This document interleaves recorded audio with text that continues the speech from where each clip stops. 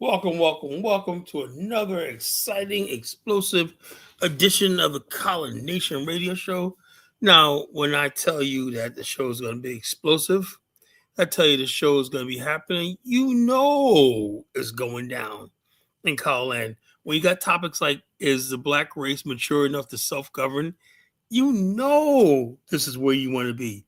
You know you should like, share, and subscribe, and tell a friend. So stop what you're doing, like, share, and subscribe, and let's get it on.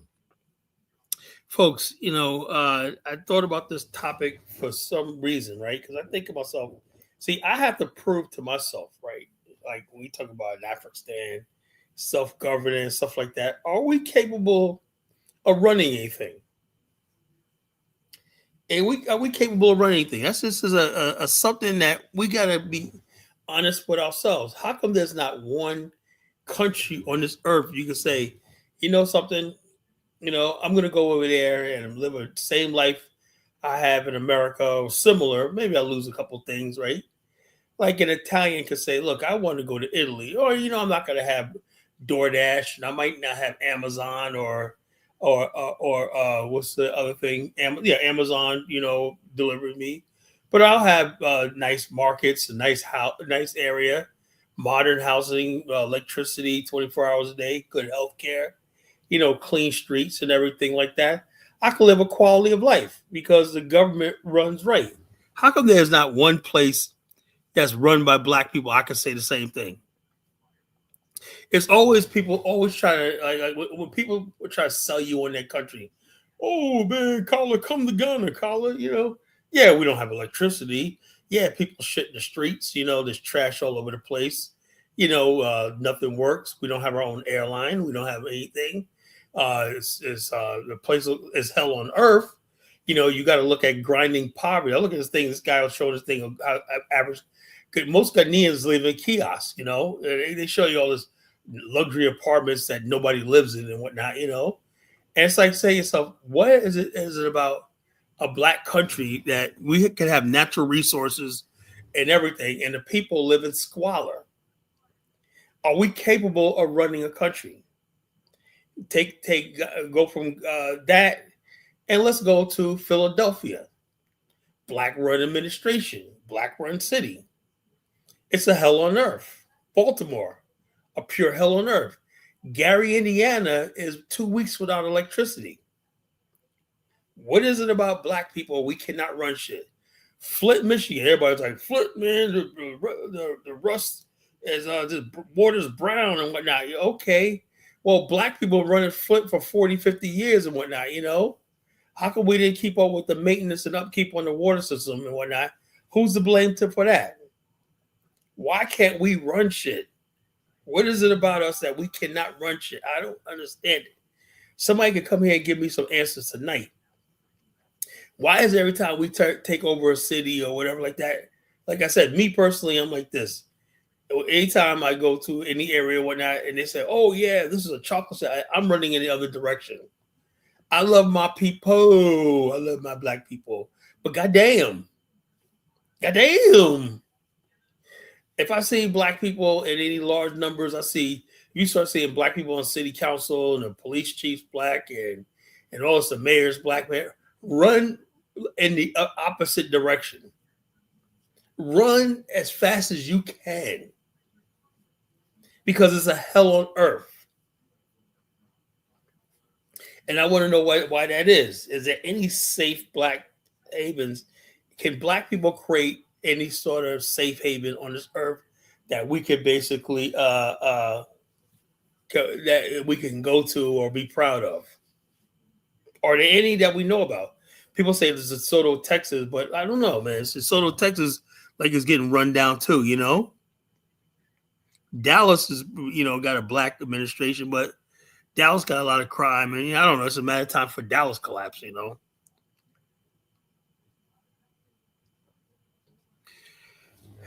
So I don't know. I don't know what the thing. I think I don't know what it is. I know for a fact of the matter is I just think that we never were given a real chance, right? What we have in Black America is mob rule. We have the mob. We don't have a gentry, a community controlled by the elite, the educated, the people who build things, and the technocrats and stuff like that. And you come in, you got to be part of it. You got to build and on your merits. And there's no social contract that says, okay, this is our value system. If you plan on raising a family, building a family, be a law abiding, this is the reward you have, a community that you have. We don't have that. You cannot have a situation where you have no power of reward and punishment and expect to have a peaceful community. That's what the problem is. So therefore, when you got black people say, "Oh, we're taking over, we take over Gary, Indiana," what's up, Dark Beagle? The Gary, Indiana, it went to shit because we had nothing to give the people. We had no jobs to give them. We had nothing. We had no credit or no municipal bonds, whatever like that. The only closest we ever came to having a black area that was good was Maynard Jackson and Andrew Young when they ran Atlanta in the 70s and the early 80s. That was the only time where I think that a black people actually were doing well. Maynard Jackson, he thought he was thinking outside the box, but nobody does. And also, when Doug Wilder was governor of Virginia in the early 90s. That's it. Virginia was very peaceful, stable, and stuff like that. They had a lot of crime, but it was like he did a good job as Governor Wilder. That's it. There's no other time. I can't go to anything, Chicago, Detroit, all these places are hells on earth. Anytime you see black people on the city council, Marion Barry, he gave black people a lot of jobs, but DC had a crime rate that was really bad. Poverty was bad, but he did create a middle class through jobs, and he had summer job programs for the youth. Marion Barry did do a lot for the black community and whatnot, and he's okay. Marion Barry, I give Marion Barry that, but the crime element was just too much. The gangs and the criminal element, you couldn't do that. So you can't create a middle class and not do nothing about crime. DC, although DC had a middle class under Marion Barry, it was also a war zone, gangs and murders, and the murder rate was through the roof. Why can't we ever have it all? Why can't we have a prosperous middle class community with a low crime rate? How come the black leadership could never do that? What is it about us? When you go to any country in the world, if there's black people running it, there's crime, there's poverty, there's chaos. I don't know. And ask the question, are we an inferior race of people? Do we? Some people are saying that the black race needs to be controlled. We cannot govern ourselves. We need to be controlled by other races of people. That's sad. Other races of people have basically progressed. Look at Asia. Look at Asia because they're building smart cities. Everybody else, but the black race is going down. Every country, you got Ghana, half the population is praying for visas. They did a prayer thing for visas. People praying that their visa from their favorite country will come through. The whole country, if you give 75% of Africans visas to leave the continent, their country, they would. That's sad. Can we run anything? And then one country they go to is South Africa. The only reason why they go to South Africa because white people run that shit, What's up, DK? And nobody's running to the AES countries. Nobody's running there. Because like I said, if I'm not optimistic about the AES, you got to understand the track record of the black race. I'm just not optimistic that the AES is going to be any different than any other black thing, All I see is poverty, crime, mismanagement, incompetence, stupidity. I don't know anymore, People say, Man, we taught the white man civil. Yeah, shut the hell up. We didn't teach nobody shit. Black people didn't build no damn civilization. We didn't build no ancient civilization. We didn't build shit. What you see now in the black race is what we always was. We weren't shit. We never were shit. And if we don't get our act together, we're never going to be shit.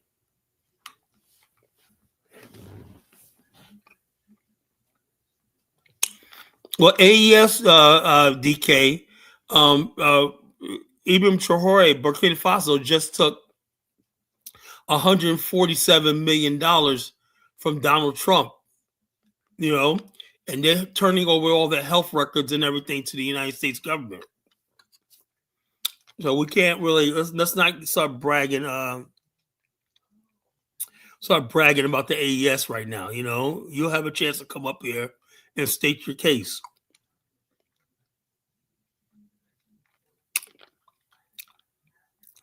So yeah, okay, a total of 5 Hispanics are gonna take over whole country of Liberia. Okay, there's a total of 5 of them.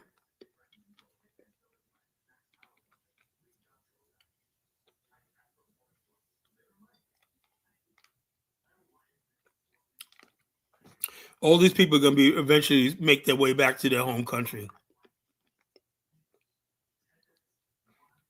Yeah, they ship them there, right? We'll take the money, but eventually these people are going to be resettled back in their own country. You know, eventually, we're just trying to get them out of the United States. That's a total like 5 of them. A total like 5 Hispanics.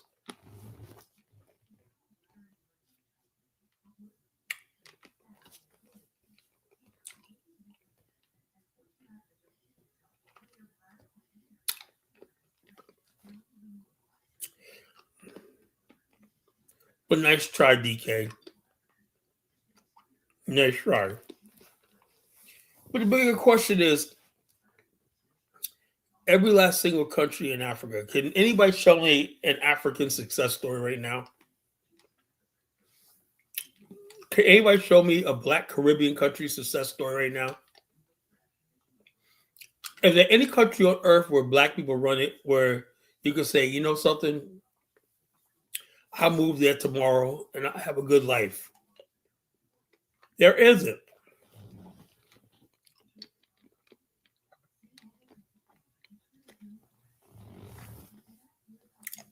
There isn't. There isn't. Well, DK, how much it is? If you're Hispanic, you can't become a citizen of Liberia. You can only be a citizen of Liberia if you're of Negro descent. Or it don't really matter. They can't vote. You can't do anything. You can't become citizen of Liberia. That's in the Constitution.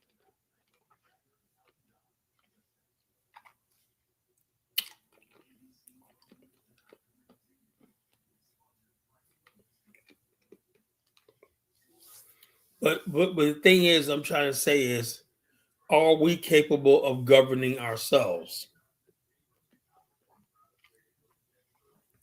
Why is hate? I saw this thing today, man. It's like the gangs. Yo, look, I'm see, I'm against people, the government deporting people to Haiti. I'm against that. People are getting deportees are getting killed by gangs in Haiti as we speak.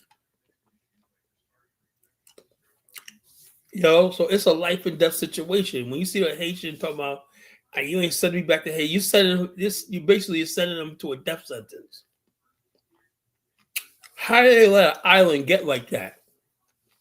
What the hell is going on?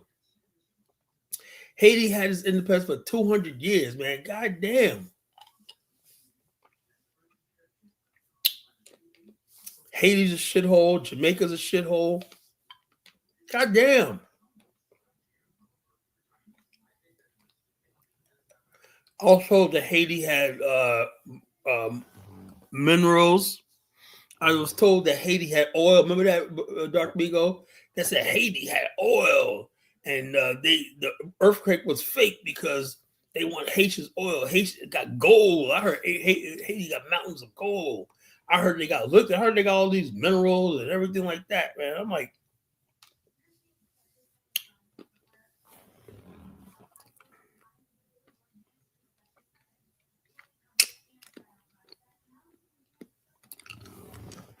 So I'm saying to myself, man, what the hell is going on in Haiti? God damn. Not to mock my Haitian brothers because they're black like we are black. Can't mock Haiti when look what we did with Gary and Neander, Flip, Michigan, man. We ran that to the ground. Blacks were given Detroit, Michigan. Look what the hell we did to that city.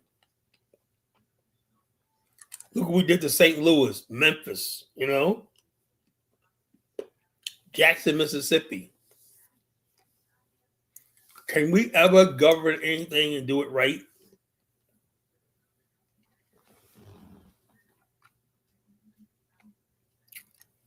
Yeah, well, Haitians, people can believe what they want to believe. People, Haitians, man, they got this thing. Says this is what it is. Haitians are quintessential Negroes. Black people will tell you they built America, which they didn't. So therefore, the gig is you got black immigrants who had never built shit will come over here and say, we founded hip hop, we built Black Wall Street, we built all the HBCUs and whatnot. Well, people, when they haven't done anything, they always gonna come to somebody else's place to say what they did. Because they're too ashamed to admit that they never built anything. So they will come over here and say, oh, we built Black Wall Street. Okay. Now some Haitians are trying to say the Louisiana culture or Black Louisianans are Haitians. No, they're not. The people who came to Louisiana were white French people. There were no black French people that came to New Orleans after 1804. Those are white people that came to New Orleans. But Haitians swear that New Orleans is part of Haiti.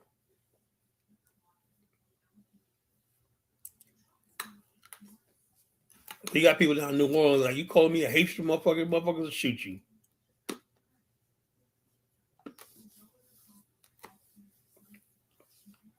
And speaking of New Orleans, that place is a fucking dive. The Ninth Ward and shit like that. Hell on earth, man. Katrina. Goddamn.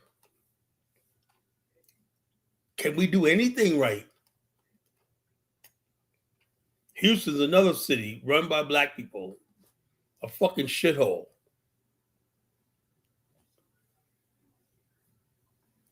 Are we capable of governing ourselves?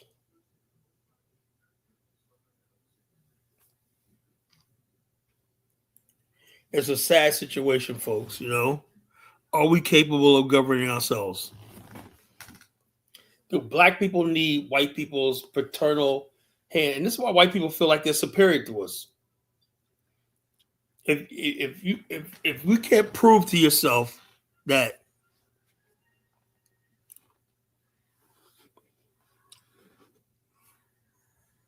so you can't prove to yourself in your mind, how you gonna walk around when somebody says you're an inferior race of people?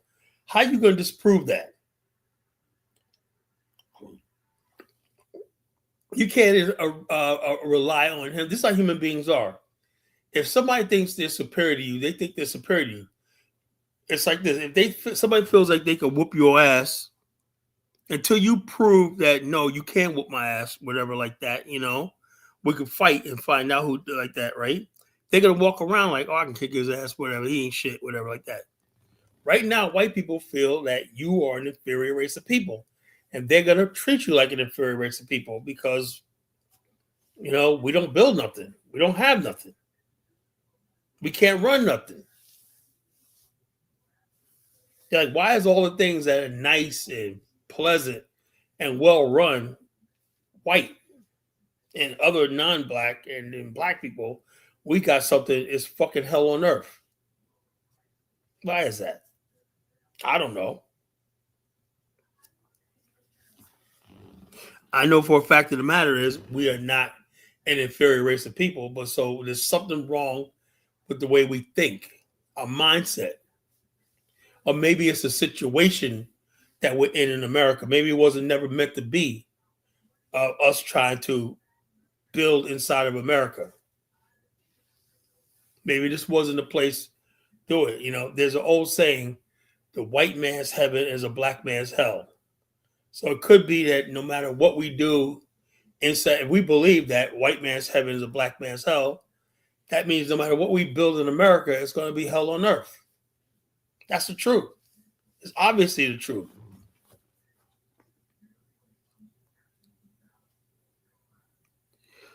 Zimbabwe inviting white farmers within surrendering blacks are inferior.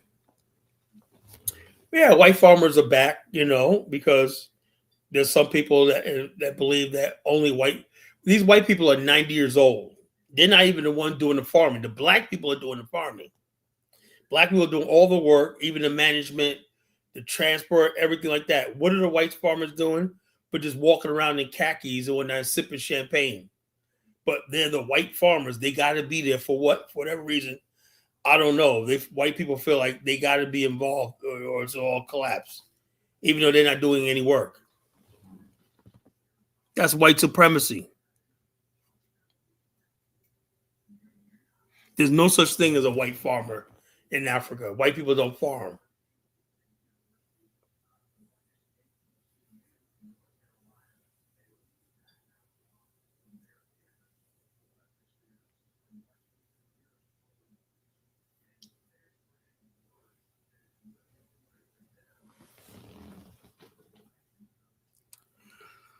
So what do we do?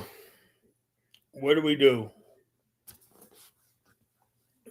We just call in defeat 2026. Before I leave this earth, I want to see one country, one place on this earth where black people are thriving.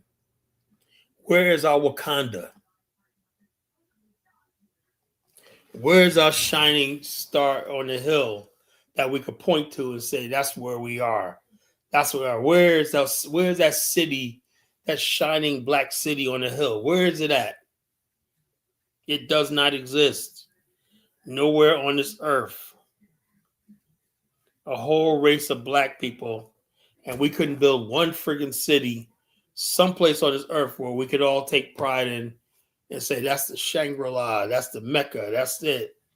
That's where black people got it together and whatnot, you know? What about Gary? Gary, Indiana is a fucking shithole.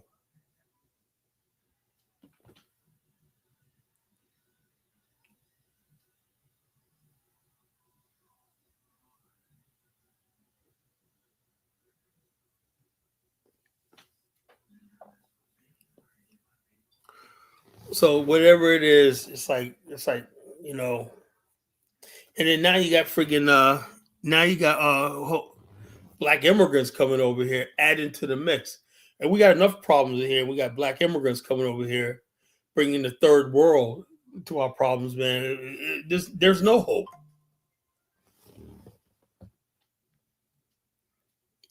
Yeah, what the hell? How did Haitians fund Black Wall Street? You know, fund with what? Haiti, the poorest fucking country in the fucking world. How they gonna fund Black Wall Street? Black Wall Street was a bunch of black businesses. Let me tell you something about Black Wall Street. Let me tell you what it was. Black Wall Street was an accident in history. Several accidents in history. Oklahoma was Indian territory. A good percentage of the black people in Oklahoma were part Native American descent and African slave descent. When those people were after the Civil War, that was one of the last places that emancipated slavery. Unlike other parts of the South, the black population and the Native population will mix with black, form one community, and they own huge tracts of land. A lot of that land had oil on it and stuff like that. And so therefore, black people in that area had land. And they were not near proximity to the white redneck culture. And they were able to thrive. That's why Oklahoma was different. That's how Black Wall Street was created. It was created from black people and black and Native American indigenous people formed Black Wall Street. Mixed race people, mostly mixed race people, Black people, and Native Americans. That's what formed Tulsa.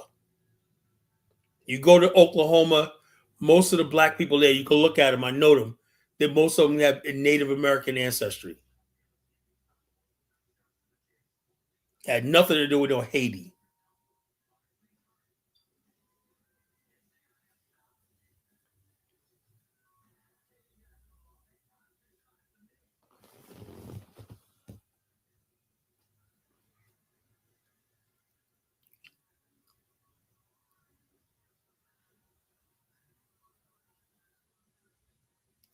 Africa don't fund no U.S., bro. Africa doesn't fund shit. Matter of fact, America doesn't even use resources from Africa. If any resources they go to Europe. America just provides the finance to Western companies who engage in Africa, like the World Bank, the IMF, and all stuff like that. America doesn't directly deal with Africa. People don't even know how economics work. The British and all these other people got mines, and they're there when America, Canadian, and British, Australian companies, and whatnot. They Wall Street banks capitalize these companies, a long-term credit and stuff like that. That's always up there. Wall Street provides the capital.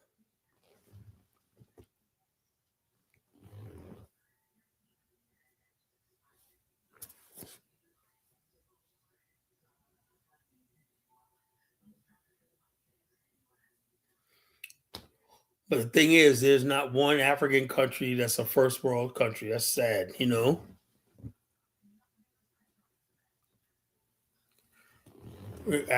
Sad. And also, whatever your name is, WHC 366. You keep overplaying Africa. Africa is insignificant in the world stage, bro.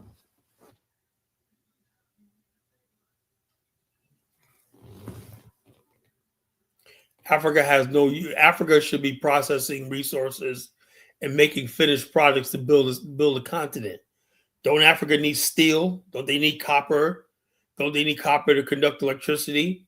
Why are they using all these things to build machinery and stuff like that to raise the standard of living of the average African?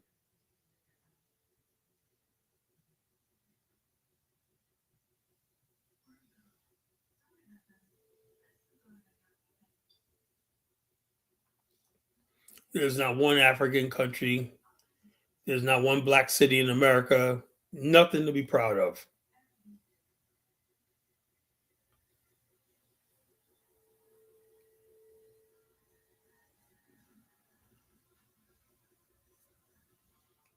So we just sit back and people like, well, Colin, man, they're telling me who to vote for. Man, I ain't voting for a losing team no more.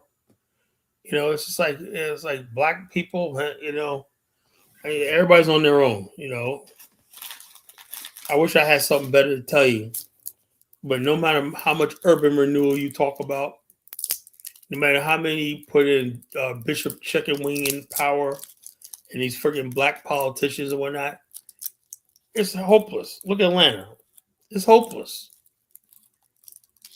There is no hope.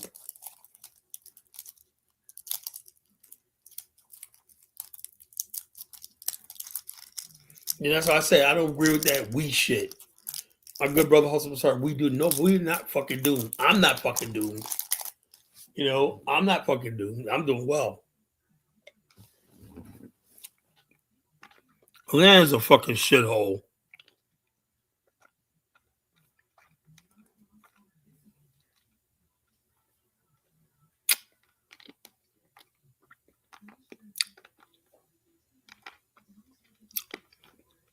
Atlanta's Atlanta's a freaking it's probably the best we could do. Really, Atlanta is the best we could do. You got a black middle class there. Hooray. But you got an awful lot of black people who are underemployed. I remember a couple years ago, it was back in like 2012. Yeah, Elvis, I love my candy.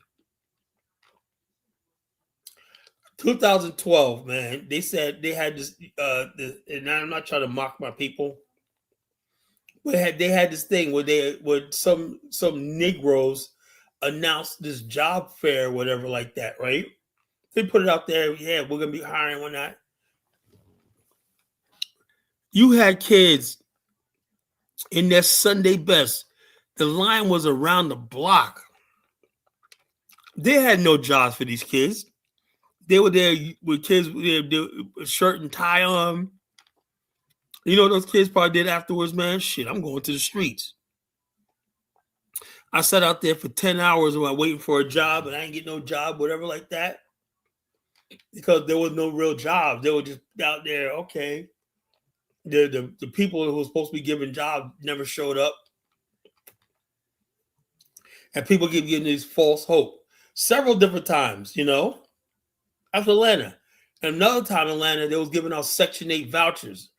You had women out there with their weaves and their jewelry and everything like that, trying to get in that set. I mean, the line was like a mile long of people trying to get a Section 8 voucher and whatnot. I'm like, damn, this is supposed to be hot Atlanta?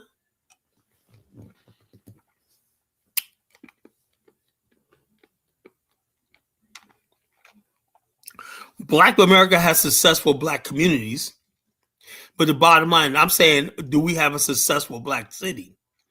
Us successful Black people got to live in proximity to white people. You understand that we created? 75% of Black people are in the middle class. But you know what? 75% of those Black people, there's 2 million Black men who make over $1 million a year in this country. But you know where we're at?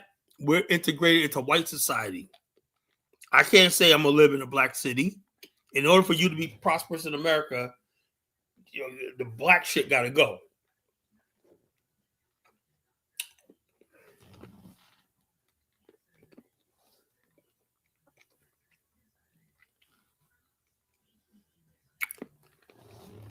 There is a Black middle class, but the Black middle class is part of the white community. The Black middle class ain't in Memphis. It ain't in Detroit. Maybe some of them in Atlanta. But for the most part, they're not in the Black cities. They definitely ain't in no Gary, Indiana. They're here in places like Chesapeake, Virginia, Virginia Beach, Virginia, white cities.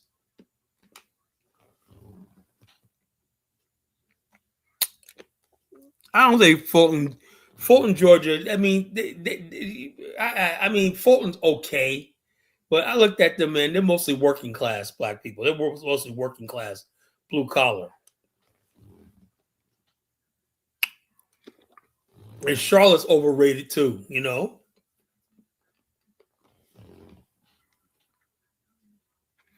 Virginia Beach Black population is 25%. The median income is like $80,000. DK. The Chesapeake, Virginia area, the median income here is $85,000 to $100,000 a year. And we have like between Chesapeake, Virginia Beach, the population is almost 40%. We have no ghettos. We have no nothing.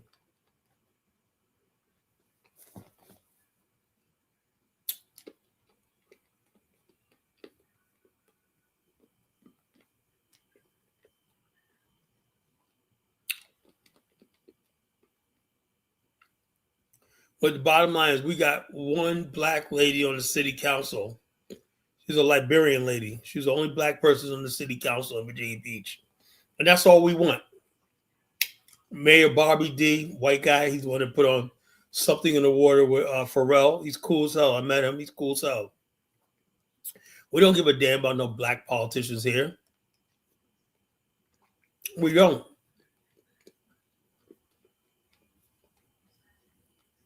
We don't give a damn about no damn Black mayor, Black city council, man. Get the hell out of here. You go to Norfolk, they got that in Norfolk. Look how that's working out. Look how it's working on Hampton, Newport News. All Black administration. And we'll go ahead.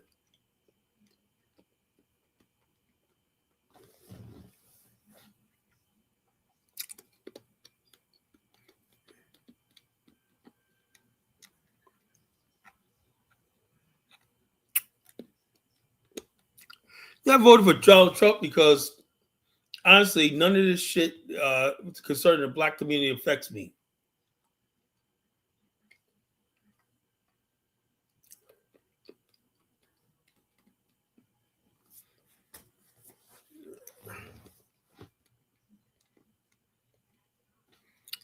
Well, Elvis, well, what do you call it? The white man. I say black people can't govern themselves. You don't need the white man to say that. It's just obvious. Black people, it just what appears is apparent. You know, you don't need a white man to say that shit.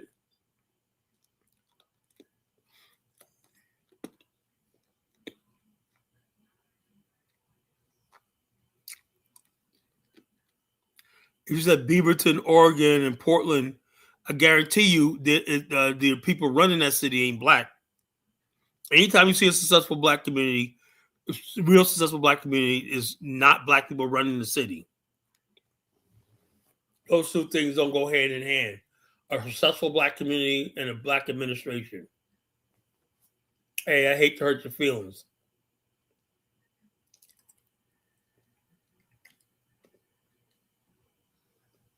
Because black people don't want to get serious about what it takes to build a nation, or build cities and whatnot. We want to act like children and act like fool and be foolish and whatnot. And don't want to get down to work and do what really needs to be done. You know, that's why we are where we are. We're gonna talk about stupid stuff like defund the police. DK, man, sit down, sit your ass down. There ain't no successful. Charlotte is a fucking rundown city. There's no real black middle class there. No black run city can produce a middle class. I'm sorry.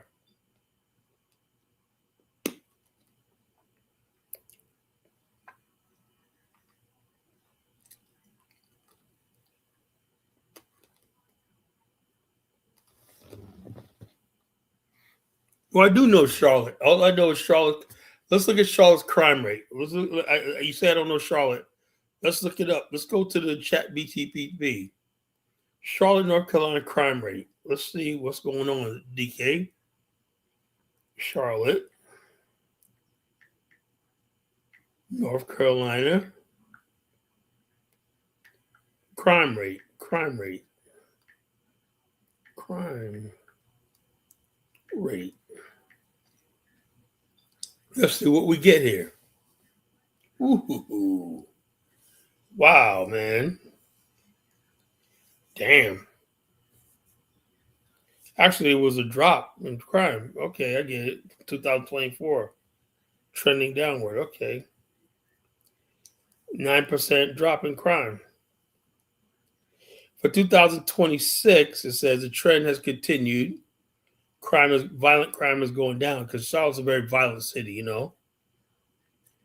Okay, 8% reduction in crime, 7% reduction in property crime. There were 40 homicides so far this year. Man, come on, DK, man. That's not good, man. Those are Chicago numbers. One FBI population put Charlotte's 2,000 violent crime rate as about 559 per 1,000 crime. That's high. And about 334.06 per 1,000. Bottom line, Charlotte still has a relatively high property crime rate, particularly vehicle theft and theft from vehicles, but violent crime has fallen substantially over the 2 years. Okay, so vehicle, I gotta work on that, man. Vehicle theft is high in your thing. You guys, robberies up, rapes up, property crimes are up, homicides up. I don't know, man.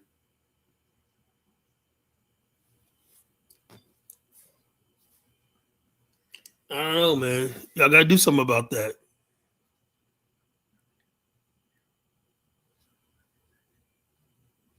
If black people went to Utah, man, we turned that shit out.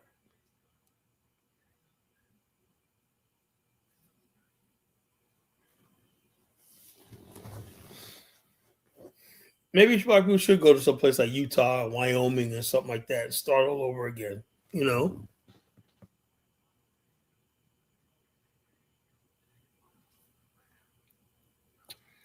Yeah. Like I said, Alexandria, Virginia, DMV area is a stable black community, but who's running up there? Who's running Northern Virginia, DMV area? It ain't black folks. That's the problem.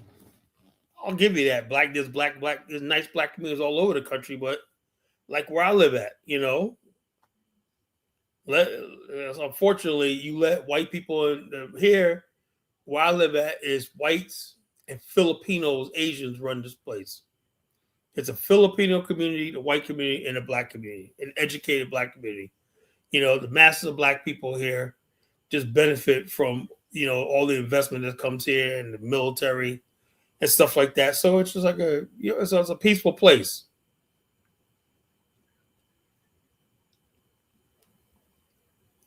But the people who in government, mostly in government, are the Asians and the white people.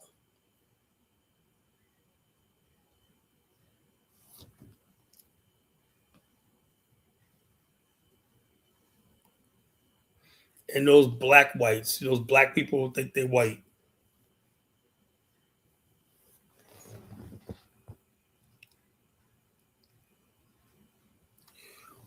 Well, the bottom line is this, DK. I look at Atlanta.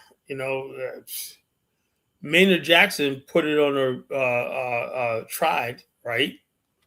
I look at black people now, man. I'm like, the summer of love, George Floyd, 2020. All the black people wrecked all these cities and whatnot throughout the country and whatnot. I don't know.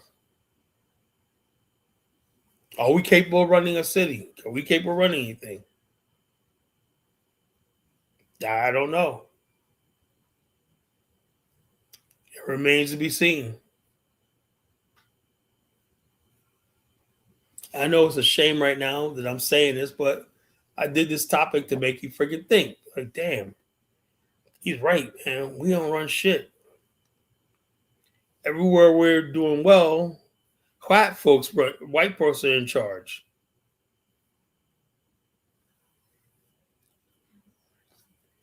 Now, is anybody planning on moving to Jackson, Mississippi anytime soon? The Mississippi Delta? No, absolutely not. Nobody's planning on moving to Jackson, Mississippi anytime soon. No, because you know what's waiting for you down there: poverty. There's what's the place? There was a city town in Florida, Edenville, Florida, I think it is, right? All black town, proud of it. Oh yeah, black South. So place 60% of people are on welfare. Like, goddamn. Crime rate through the roof. And it looks good, man. They have a nice sign, welcome to Edenton, whatever. One of the first black founded cities. But it's poverty and crime. Even where we're here in the North Carolina area, right? There's little small towns in North Carolina on here on the eastern seaboard that are majority black, got a black mayor and everything like that. But crime, poverty, I don't know what it is. Why can't black cities attract investment and employ people and build a tax base? I don't know.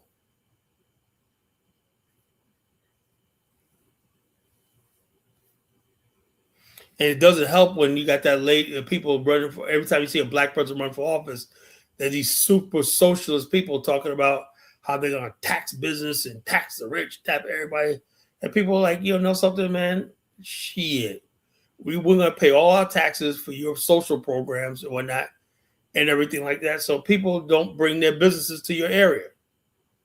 They run from black areas like they would a rattlesnake.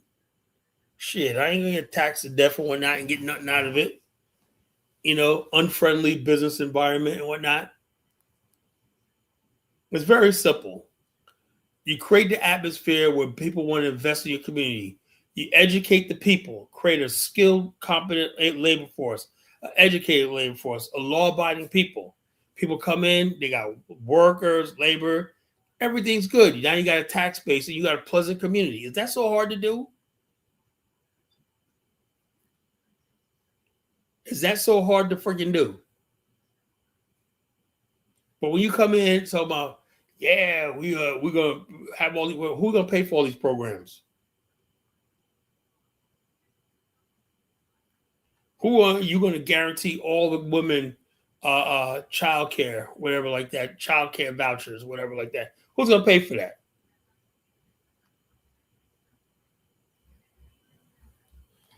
And then when there's nobody to pay for it, and the people don't come in, when you go into the state to bail you out, oh, we got a budget for every last single black municipality that black people run is in the red. We got to go to the state or the federal government for relief, and that's why maintenance we don't keep up on maintenance. Roads look like shit. You know, Flint, Michigan. We were given Flint, Michigan a couple of decades ago. We didn't upgrade the water system and everything like that. Now you got rusty water. Whose fault is that? The money that should have been on maintenance and everything, you spent it on something else. But you don't want to have that conversation. All you want to do is talk about how racism, environmental racism, is the reason why Flint, Michigan has bad water.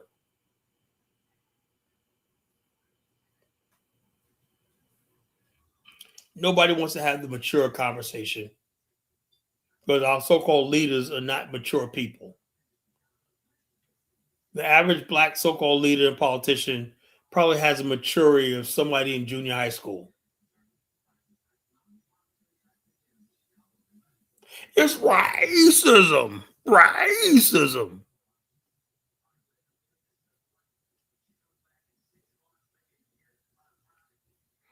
White man has defeated me, DK. Tell me why Flint, Michigan is the way it is right now. Was it a white man?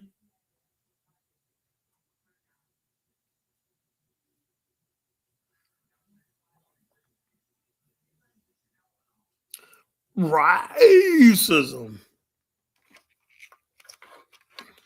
Well, you guys were in charge of Flint, Michigan for years. Y'all didn't change out the pipes. Y'all didn't do all stuff like that. You were told, and this year you got to change these pipes out. You got to do this. It's going to cost you this. You got to add that into the budget. But you completely ignored that. Now you got rust coming through the water.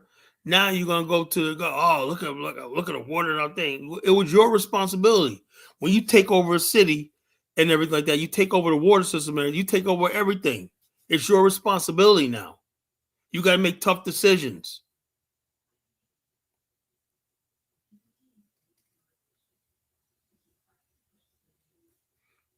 Don't tell me we can't run anything. Oh, I don't know. Like I said, man, I get so disappointed in our race.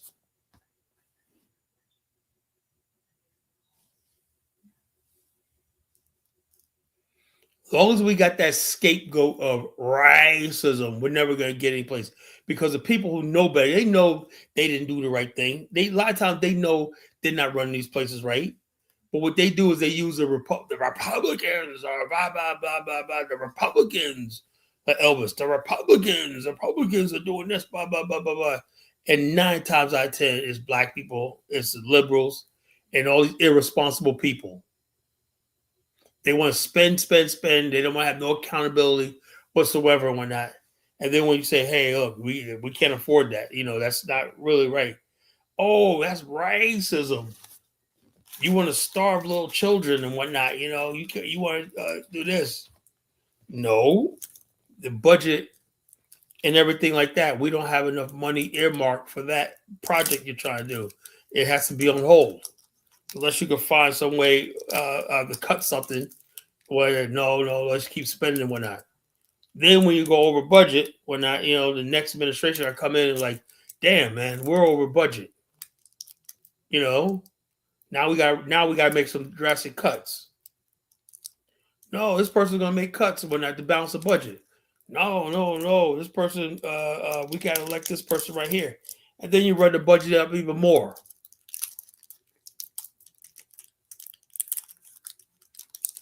Well, these people want to be taken seriously, like they could run a freaking country, run a freaking state, or run a city.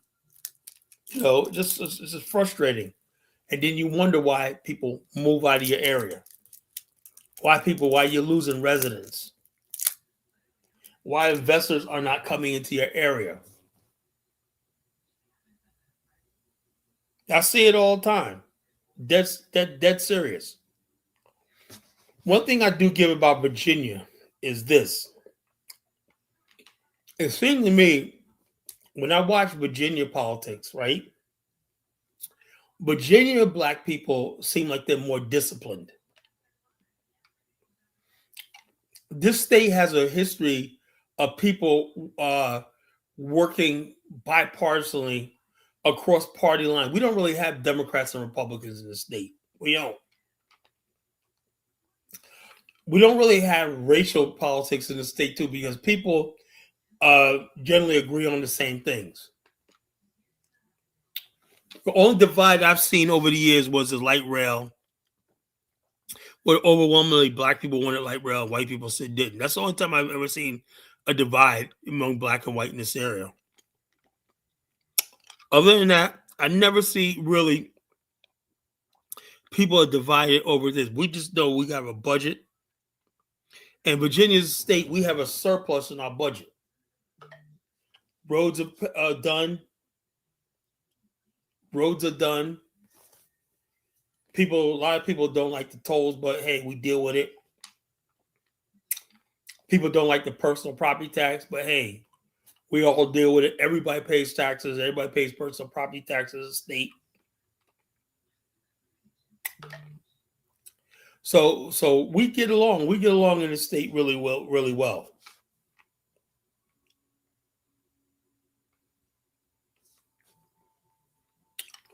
And I do see black people sitting back and they be talking about budgetary stuff. Okay, we can't do this, whatnot. There's not a lot of social programs here. I mean, there is some, right, for people who have Medicaid and FEMAs and stuff like that,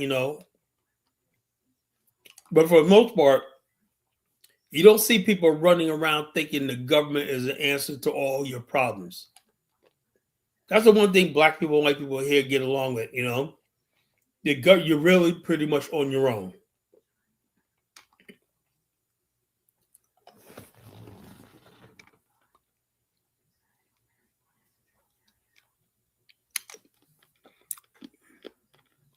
Yeah, there's potential in the black community if we stick to education, hard work, and building families again. We start building families and building hard work and building communities again. Yeah, there's a lot of potential. There's not going to be any potential if people basically think there's foolishness. If you think there's going to be some reparations check somewhere down the road, see this girl today. Reparations is services rendered. You are not going to get no reparations. You're not getting nothing. One thing here in Virginia, we don't talk about. We don't talk about reparations. Like we put that slavery is like so behind us here in Virginia. Everybody just looking forward. You got people still online. Oh yeah, reparations was said. Do you really? So in other words, you're going to base your vote, your political ideology based on the fact that because your ancestors worked, you're going to get a paycheck. Services rendered. You didn't render no services.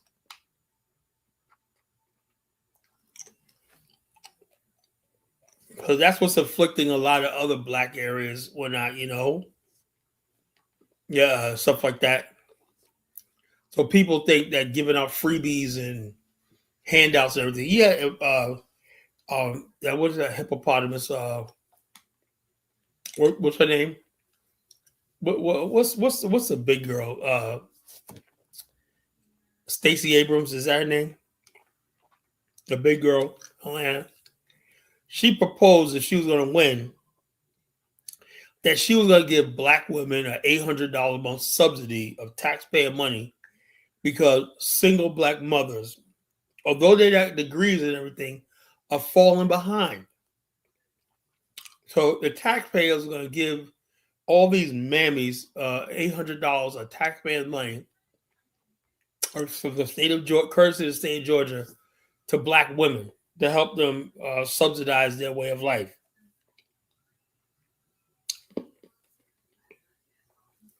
Nevertheless, she lost. Now, imagine if she would have won the gotten office.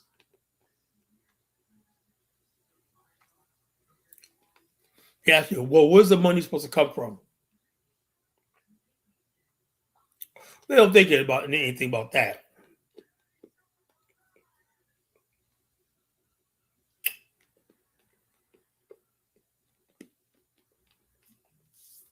So you see, right now, this is what you have running for office. Let me tell you something. Good people, black people that can actually do things or not, they're out there.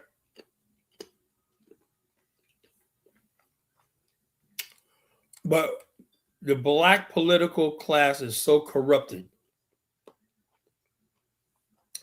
And they count on you being corrupted too. That's why I say, when you look at these people, the Ben Crumps, the Al Sharptons and whatnot, you look at the areas they represent, Philadelphia, Baltimore, wherever the black Democratic political machine is, it's hell on fucking earth. I'm glad I don't have to be subjected to these fucking idiots.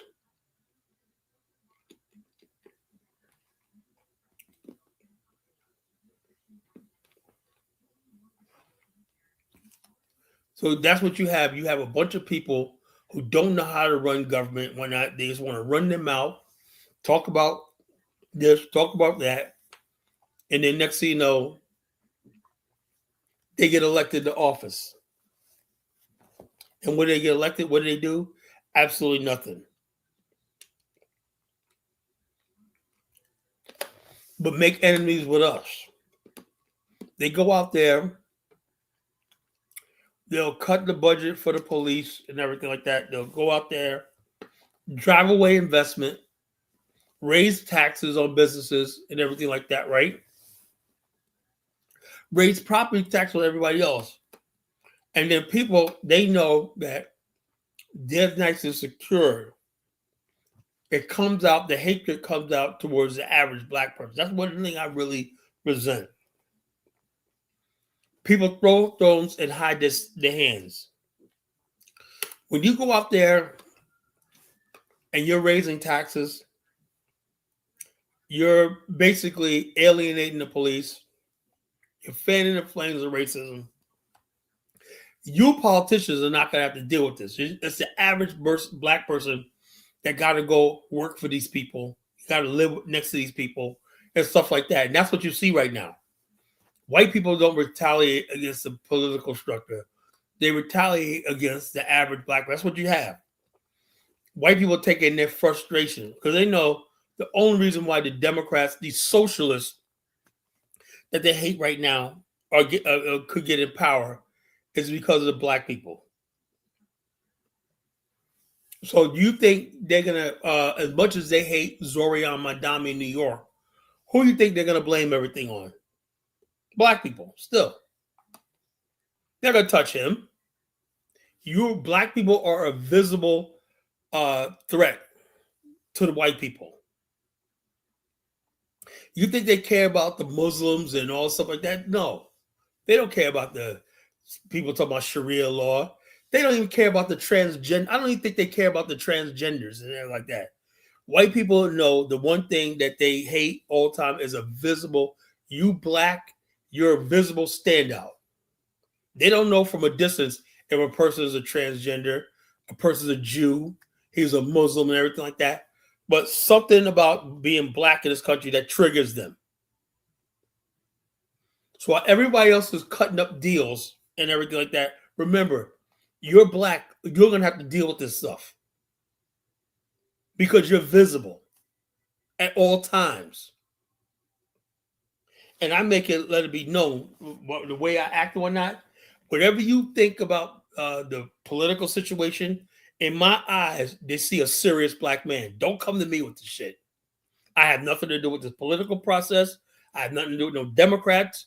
And people will look at my face and tell that what it is. Oh, that's one of them black guys you don't mess with.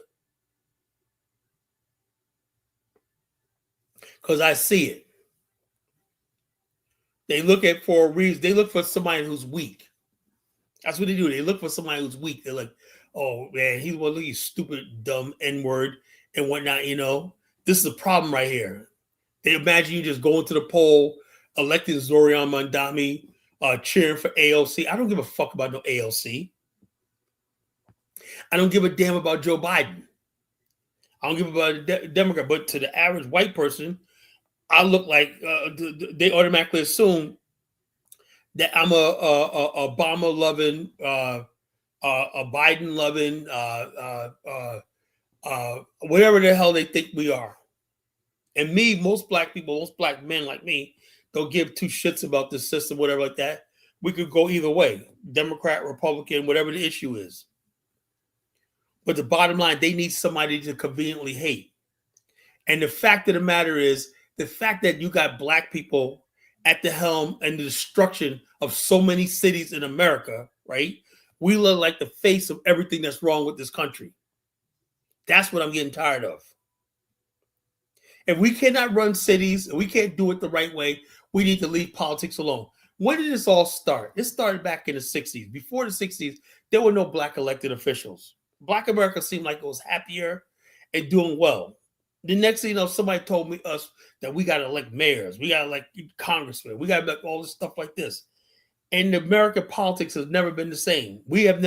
Black America hasn't made any advances because having black people in political office. There's no evidence that black America has collectively made any advancements. But what's happened is you got people, the black people, they tell you that they're getting in office. But a black politician, right? He's not a black politician, he's a Democrat. The Congressional Black Caucus are Democrats. The Democratic agenda is open borders, same-sex marriage, all the things that a majority of white America think is destructive.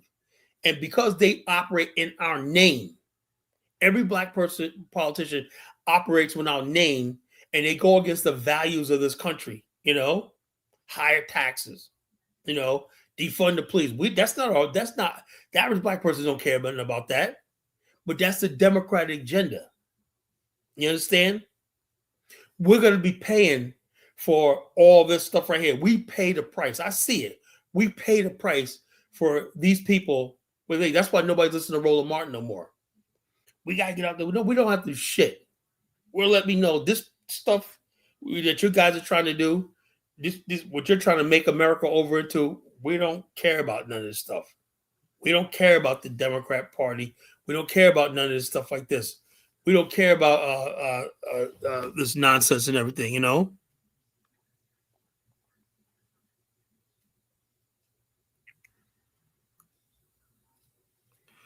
Most I don't know what you're saying. Just being black doesn't automatically make for a good civic man. No shit.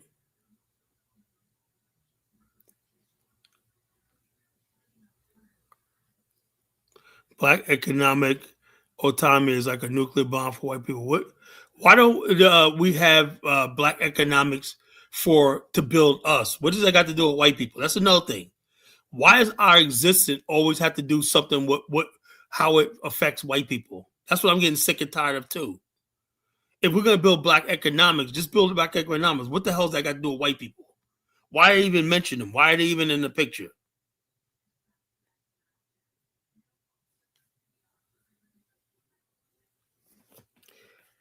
But can black people run governments? Can we do that? Can we run governments? Can we run anything? The jury's still out. So I'm going to put the link in the chat room. You want to call in and tell me what you feel.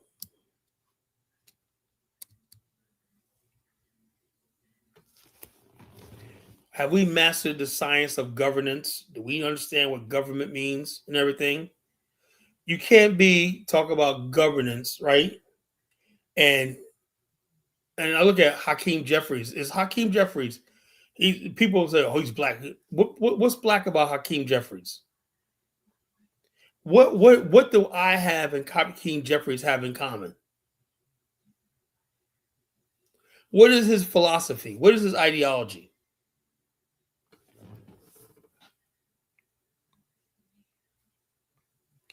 Well, any community is able to self-govern. Do tell you this. There's a lot of stable white communities all across this country that black people gladly move to and whatnot, because they're majority white. Somehow they know how to figure shit out.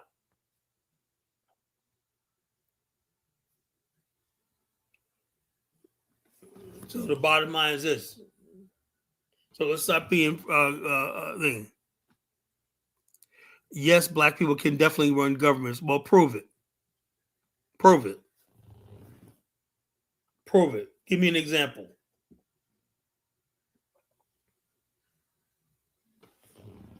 Really, prove it. Prove it. Prove it. Convince me. I'm very pessimistic right now. Convince me.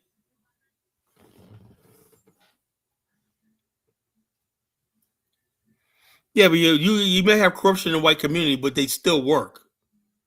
Problem is, in black community, they don't work at all.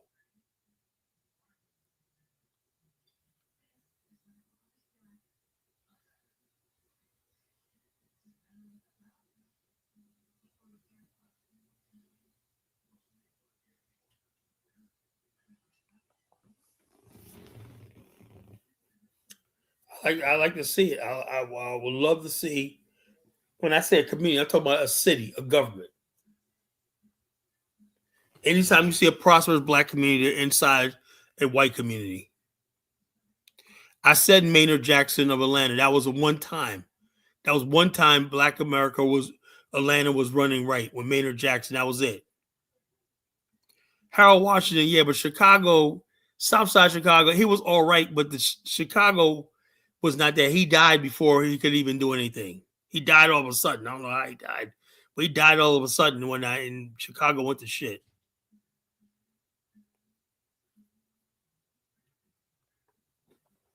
Yo, we have no wins, man. Let's be honest with ourselves. We have no wins. Now, next thing you're gonna tell me is Tom Bradley of Los Angeles. Come on. David Dinkins of New York. Okay.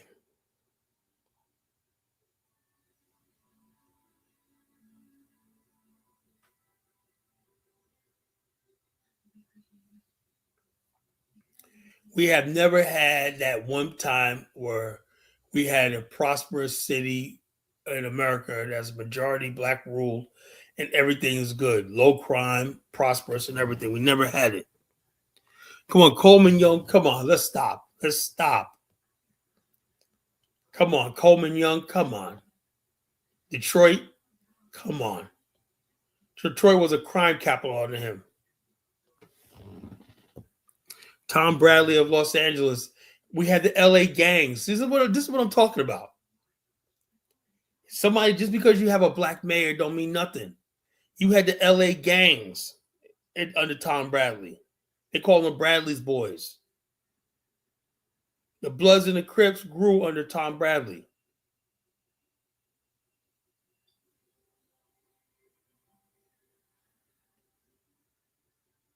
See, nobody wants to have this conversation.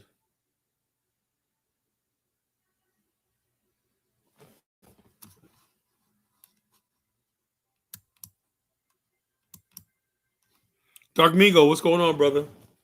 What's going on, Carla? How are you, man? Yeah, somber night tonight, man. What do you think about the topic? Yeah, I think you spot on again, man. You know. Also, you was talking earlier about I'm gonna turn my TV over. I had the Bible thing on, but you was speaking earlier about how like the black cities like the only ones that are actually thriving are the ones that are white ran. And I actually noticed that, especially like out here in New Jersey, majority of the black communities that are in good shape definitely have like white mayors or like white people that are in charge Patterson, New of. Jersey is like hell on earth. Little Ferry, hell on earth. All these Yeah, other places. I've never been there, but you know what play you know what's so funny though? I've noticed about like the alleged hells that are in New Jersey, there's still some type of order in a sense, you know? Like they won't like just senselessly do something to you. You know what I'm saying? Like I've noticed. I was like, at least that's okay, you know? It's not too bad. Like if I was like down south, you know, they just kill you for anything down there. Yeah. Well, Yeah, you know, like yeah, North like is much more civilized. yeah, because I noticed that because you know why? It's like more of a police presence and like there's more of a because you know it's funny. Remember you was talking about earlier, like last show, you said like you believe in the death penalty and you believe in stuff like that. It's because like once crime out here is serious. Like if you shoot somebody or if you get caught with a gun, you're getting like an automatic 20 years, you know? Hey, So that Jersey kind don't of play with guns, bro. yeah, so that kind of keeps everybody at a like, you know what, like maybe if I shouldn't really do that, you know, because if I do, my life can be over. You know, compared to down south where you know they can kind of shoot There's guns somebody and all not over the really. place, and people Yeah, they shooting, could. killing, and everything. It's a wild west. When like I said, I have yet to see any black city run by black people. Right? When you see black cities, when I you see people on the street, dudes shooting up. So why is the guy still? Why is it? Look, this it's not just a city, right? Mayor, right? It's also who gets on the circuit court judges and stuff like that. You know, judges, the clerks, Yeah, prosecutors, all stuff like that. When you got all black people running stuff like that, why is it that hell on earth? This person like, why is this person even out on the streets? You know? exactly. Yeah, yeah, yeah, yeah. Those be the cities where you know they'll say, "Why is this guy constantly getting out?" You know, got 20, mug 20, shots. 20 Just keep releases getting and up. whatnot.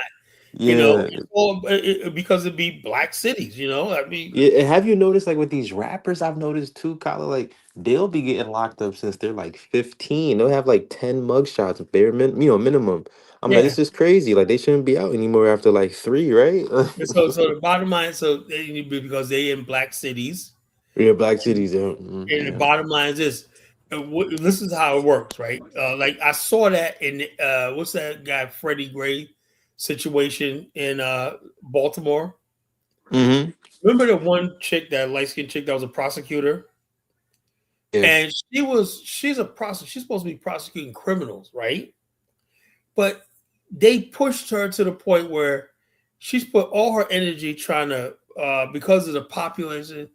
Those police officers, remember, there was something about he died in a van. Remember that Freddie I Gray? think He was so. I think so. What well, he he what was something they beat him up, I think. yeah, they say he beat him up and what, but he died in the van. And then they But left him in that there. could Yeah. have been like a case, but the people were the lawlessness of that era, right? Instead of her prosecuting those kids that were burning the city down, she spent her time trying to prosecute the police. Oh I think man, she yeah. was prosecuting Yeah. because she was black and she felt the obligation to the To community. the immunity, yeah, you already know. I was like, I said, nah, I can't do it. I can't do it. I can't do it. I said, look, those dudes that were burning that city down should have been prosecuted. You know, should have been prosecuted and locked up. You Exactly. know, Like I said, it all goes back to what you said before, you know, we don't really have the power to, prosecute, and lay down actual law on the people that, deserve it. You know what I'm and saying? Like, we have no reward they're or under no punishment, reward. Exactly. no Yep. social contract with people. When other people create a civilization or city or state or settlement, they say this is how it is. We're gonna build this Yeah. here. This is how they give you the plan. This is how it's gonna grow. This is how you can be part of it. You know, you could graduate from college. You can study this. You can become a mechanic. You become an engineer, and you can be part of this civilization we're doing. When we call it black people, we don't have that ability. You know, we're not building anything. We use our numbers to take over an area and whatnot. We don't know how to run it. You know, Yeah, we we don't know. just there, just there. Just not even doing anything. Just Yeah. parties. That's it. So it's just sad. You know, it's like I think black people could run something, but we have to be given a chance. We just be honest with ourselves, right? We're trying to take over broken cities that white people abandoned, like Gary, Indiana. That was Hmm. white one time. You know that, right? I know a lot of places was white before black people Gary, got there for Indiana was sure. Yeah. white, right? Black people started moving there in the 1930s, whatever like that, in the steel industry. And eventually, people, this is what happened. Black, oh, this place is Gary. And next thing you know, black people become the majority. And then suddenly somebody says, since we're the majority now, we got to be running shit, right? White people say, okay, we're going to take our capital, our tax base, and we're going to move someplace else. And that's what happened. Gary is a city that completely died. That stadium that they you see all graffitied up, completely abandoned. Oh man, they had a stadium and they abandoned it. They had a stadium there, whatnot, where they had the Black Power shit, whatever like that. It's all graffitied up right now. It's completely abandoned. The whole city is Oh completely abandoned. no. Now Gary, Indiana has no electricity. They've been like 2 weeks without electricity because they had a flood. So it's like, Hey, I was saying like remember you said like how the Africans and like and they'll have like no electricity only for 6 hours. I was like they got it worse than Africa right now, honestly. it's like you didn't see people always call us African Americans. You're right. So they want to make you feel at home in Africa, right? No electricity, And say, yo, aren't y'all African American? We want y'all to feel right at home. No electricity, Africa call it black leadership is too lenient. Black people need strict leadership. Yeah, but in order for you to be strict on people, it's like this. You ever heard of Teddy Roosevelt, the stick and the carrot?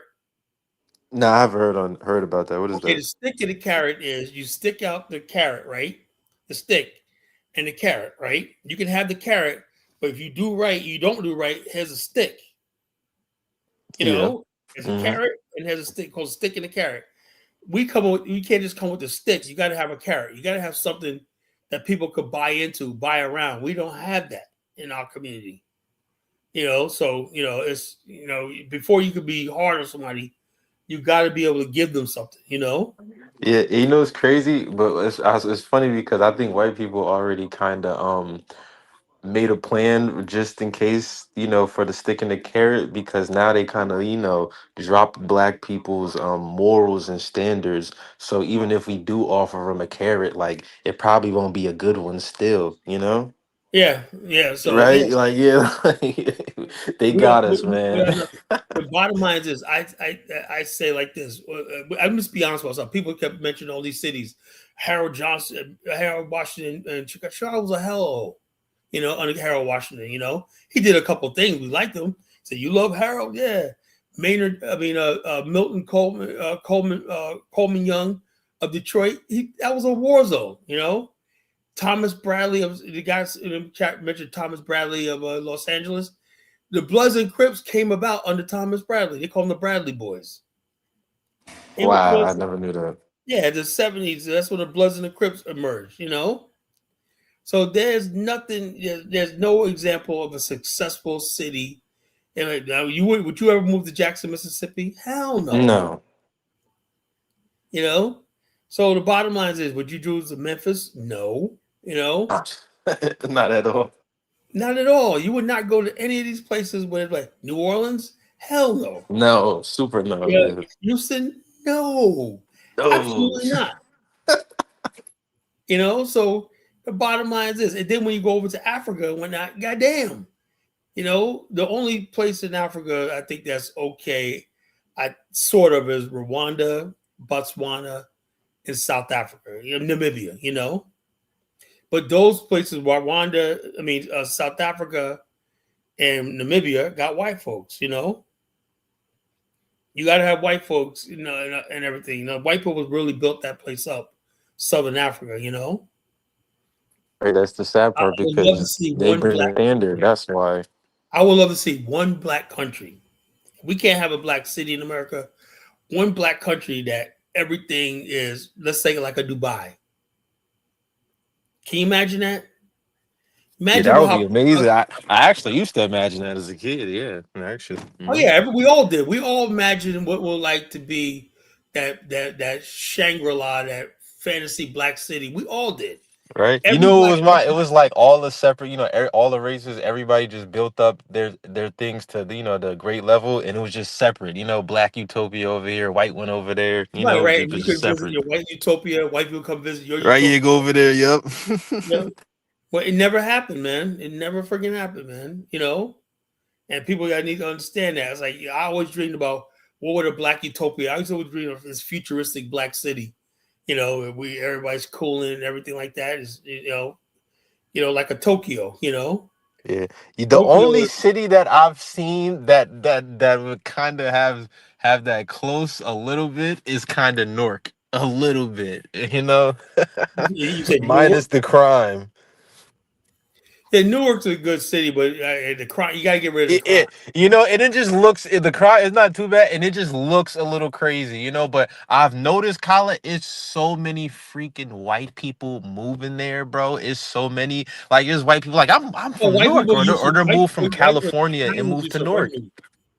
Italians Say it used to again. run Newark back in the days. The Italian, and Newark was Italians. It was Italian. Italian, yeah, and Ironbound. Yup, I know. Yup, they used to the They just moved- Sopranos and everything they're was in just Newark. moving back. The Italians are just moving. The white people are just moving back. Moving back, yep. So Because New York's right there, then the train is right there. So as yeah, New Jersey's kind of like really, really good for a and place to all that live. parts of Manhattan, Harlem. Harlem is not even black anymore. You got black immigrants there now, and you got white people there. So the whole face of Harlem has changed.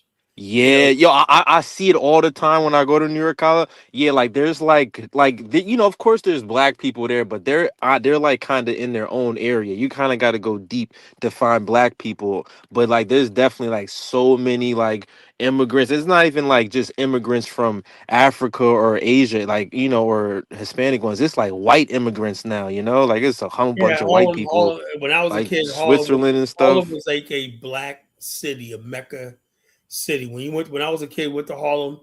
That was that was like I go to Harlem now. I'm like that. I don't recognize it. Yeah, my mom used to take me to the the basketball games they used to have in Harlem. Those the black ones, I'm talking Rucker about? Park, I forgot. Rucker With the Park. N1 guys when I was like super super young. When I was a kid, we used to go to Harlem. It was always called "Let's go to the city." We was always The called city, yep, yeah, exactly. Yep, let's go to the going to the city. city. Hmm. That's where it was almost like living. Harlem. Going to Harlem was like going to Lagos, Nigeria. It was all black. It was like you see Afrocentric stuff all over the place. African Hmm. stuff, but it was Black American. Yeah, but it's Black American, yep. Nation of Islam out there. You see all these different seven. Sa Netter. It No, this was before Sinet. Sinet is was a before Sa Netter. before Sinet is a clown, man. It's before you had real people out there, 5%ers. You had Nation of Islam people out there preaching. You had Christian preachers out there on the corner preaching. It was a real cause. You had African spiritualists out there way before Sinet and all that nonsense and everything. Yeah. Harlem used to be a nice place. Atlanta is a successful example of because mayor understands you have to cater to business interests to attract investment. I don't know. I mean, Atlanta. I mean, Yeah, Atlanta's done. I mean, the problem with Atlanta is this: you got way too many people coming from north trying to fight over a few jobs. You Hmm. know, you got a few jobs and a bunch of Negroes going to one place. Not a good idea. You Yeah, know. not a good idea. Yeah, and they've been going there, and black people from up north have been going to Atlanta since I was like a little boy, college. So Yeah, I know it's bottom line, a oversaturated lot now. of them basically are leaving. They're coming back up north because they're like, I was down there for years, and only takes 2 years of you spending all your money and saying, "No, man, this ain't worth it. It's a rough It's not life. worth it. Yeah. It's a My rough life." uncle, he went down there during the first Atlanta boom. He got really successful. He's like a really he's a professional fisherman. Like he's really good and stuff. The white people be loving him and everything. He got like the dreads and stuff. Yeah, But if you go down there and you broaden your horizon, white, so you could do good. But if yeah, yeah. Cause he's in black, like a different lane. Like he doesn't really do the typical things that, black people would do. He does that. And I think he has like a gourmet ice cream truck and he just goes to like, the white shows, got like rock shows or yeah, if you're sometimes they doing might stuff got like that outside the box, you'll do all right. But yeah. Black Atlanta, no, there's too many black people doing what you do. Exactly. See, Colin, yo, that's what it is. That's our issue as black people. I'm so glad you said that. There's too many black people doing what you do. Exactly. I don't know why so many black people copy hustle. That's what I call it. They just do the same exact hustles. Everybody gonna Even do. black women too. Like they Everybody all do can hair, start. they all do lashes, they all do nails, they Everybody all can't do. start a cleaning business. Everybody can't Mm, detail cars. exactly. Yeah. Yeah, man. It's crazy. That's what I noticed. Like that's the one thing we Everybody can't can't be do. a barber. Yeah, rapper. Yep. Everybody can't get us in the studio, open a studio and sell mixtapes and whatnot. Dude, man. Yeah. That's what it is. Everybody doing the same thing. Yeah, it's like we cursed to like this only 10 hustles. Like it's so hilarious. I'm like, come on. You guys got to wake up. And it's sad because Kyle, like that's just with anything. Like, even if it was white people doing the same thing, like if a lane is oversaturated, it's not a good investment. Like I don't know No. why people don't get it. That's why I do what I do. And like I said, 9 million people's in my lane. What I'm doing, Exactly. Mm-hmm. so I'm safe. Like I said, I don't feel. So I don't feel threatened. Like a lot of FBA people feel threatened by immigrants. Yeah, because immigrants come over here and do what you're doing. Yeah, like they doing the Amazon jobs. A lot of black people do the They can do warehouse, like so that's Uber. why They it's can do Uber. They can mop floor. They can do everything you hustle to do. When the black people in America, they want to step their game up. hmm Immigrants come over here. They said, "Shit, now I could do Uber. I could do DoorDash. I could do all that shit. Yeah. I could do what you do. And do it cheaper and and work harder." Yeah. So, but this topic tonight, I was hoping somebody would come up here and say, "Yeah, Carla, we built this." Nobody came up here and said nothing. hmm It's like I want to see. Like, I know we're not an inferior race. I know that. But at the same time, right? When you say, "Can we govern something?" Right? And for a fact of the matter is, white people are always looking at, you got to prove yourself. White people really Yeah. don't think we can govern anything. That's what they think. They think we cannot govern nothing. And the bottom line is they don't have any faith in us. We need to really understand, because in the back of their mind, they think we can't exist without them. Yeah. But how can you tell them wrong? Because every time you see a successful black community, they got to be in proximity to white people. So that tells white people, yeah, we're right. We're superior to them.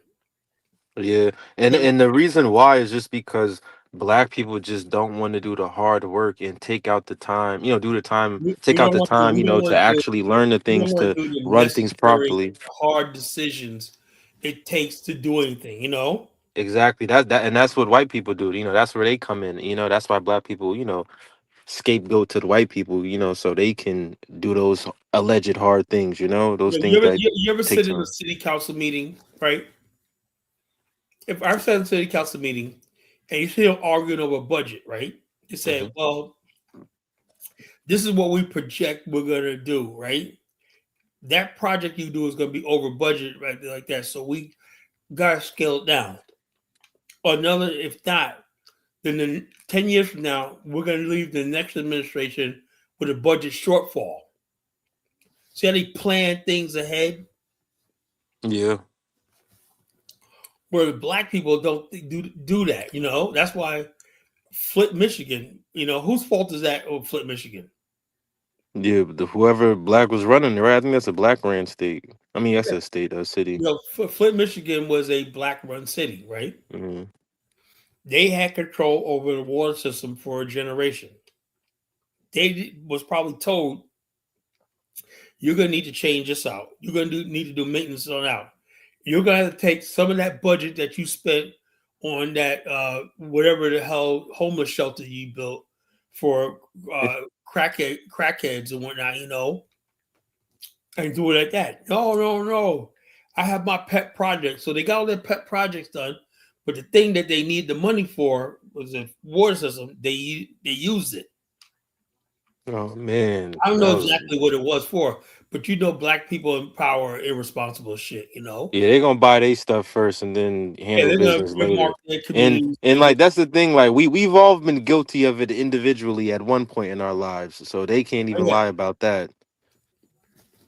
but they probably figure, oh, down the road, man, we'll just go to the federal government or whatever like that, and Yeah, ask for a loan or something. Like, nah, dude, just yeah. handle business Now, first and even then worry Obama about was yourself there. later. He's the president of the United States, man. He didn't come up Yeah, with the money. yeah, where Trump at? Yeah, yeah, complain or something. Yeah, they're crazy, man. It's sad. And they're still going through that with Flint, Michigan. Still, wow, that was like in like 2022, right? Yeah, I think 23. they're still going through that. I think so. I don't know if they solved that. Let me see. Let me ask. Did Flint, Michigan solve the water problem? Did Flint? Well, yeah, if they're not having any funding like that, and it's like a pipe issue. I know it takes a lot to clear out those pipes. They probably gotta get whole new ones. Yeah, they got. But the thing is, when you do that, they give you a schedule. Mhm. And this day, these got to be changed out. And they usually do it alongside of something else in the ground that got to be taken about the same time. You know. Yeah, yeah. Sometimes they actually gotta shut the power down because the Yeah. main lines low key are in the same area.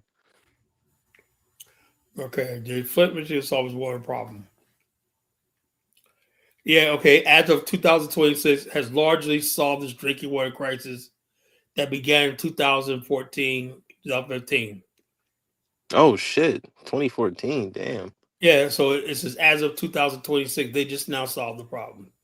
They that's said sad. 11,000 lead lines covered. The settlement was replaced. 11,000. God damn. That's a lot.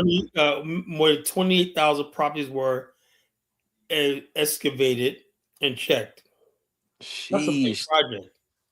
Yeah, 28,000 properties excavated, Khaled. Yeah. Remember, like that's I, I gotta Google how many feet the ley lines are, but that's like a good, I would say like 4 to 5 day job maybe per house, depending, if there's Yeah. not no weather interfering. Now, That's crazy. if they were on that the whole time, right? The Uh-huh. whole time, this, then the other thing, it would never got to that point. But they let it get so bad through neglect. Yeah, wow.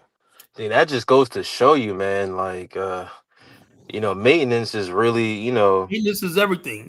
yeah, it's like top three. Like maybe like, that's crazy. So you gotta have maintenance, a schedule. Yeah. And so therefore, when we have these discussions and whatnot, it's like, geez, will you move into a black city? Well, you know, you know, are they handling business? And this is Yeah. like track record right here. I would love to see a black city says we're here. This is how it is. You're going to pay a little more for taxes, whatever like that. But this is what we're doing here. I don't mind. Mhm.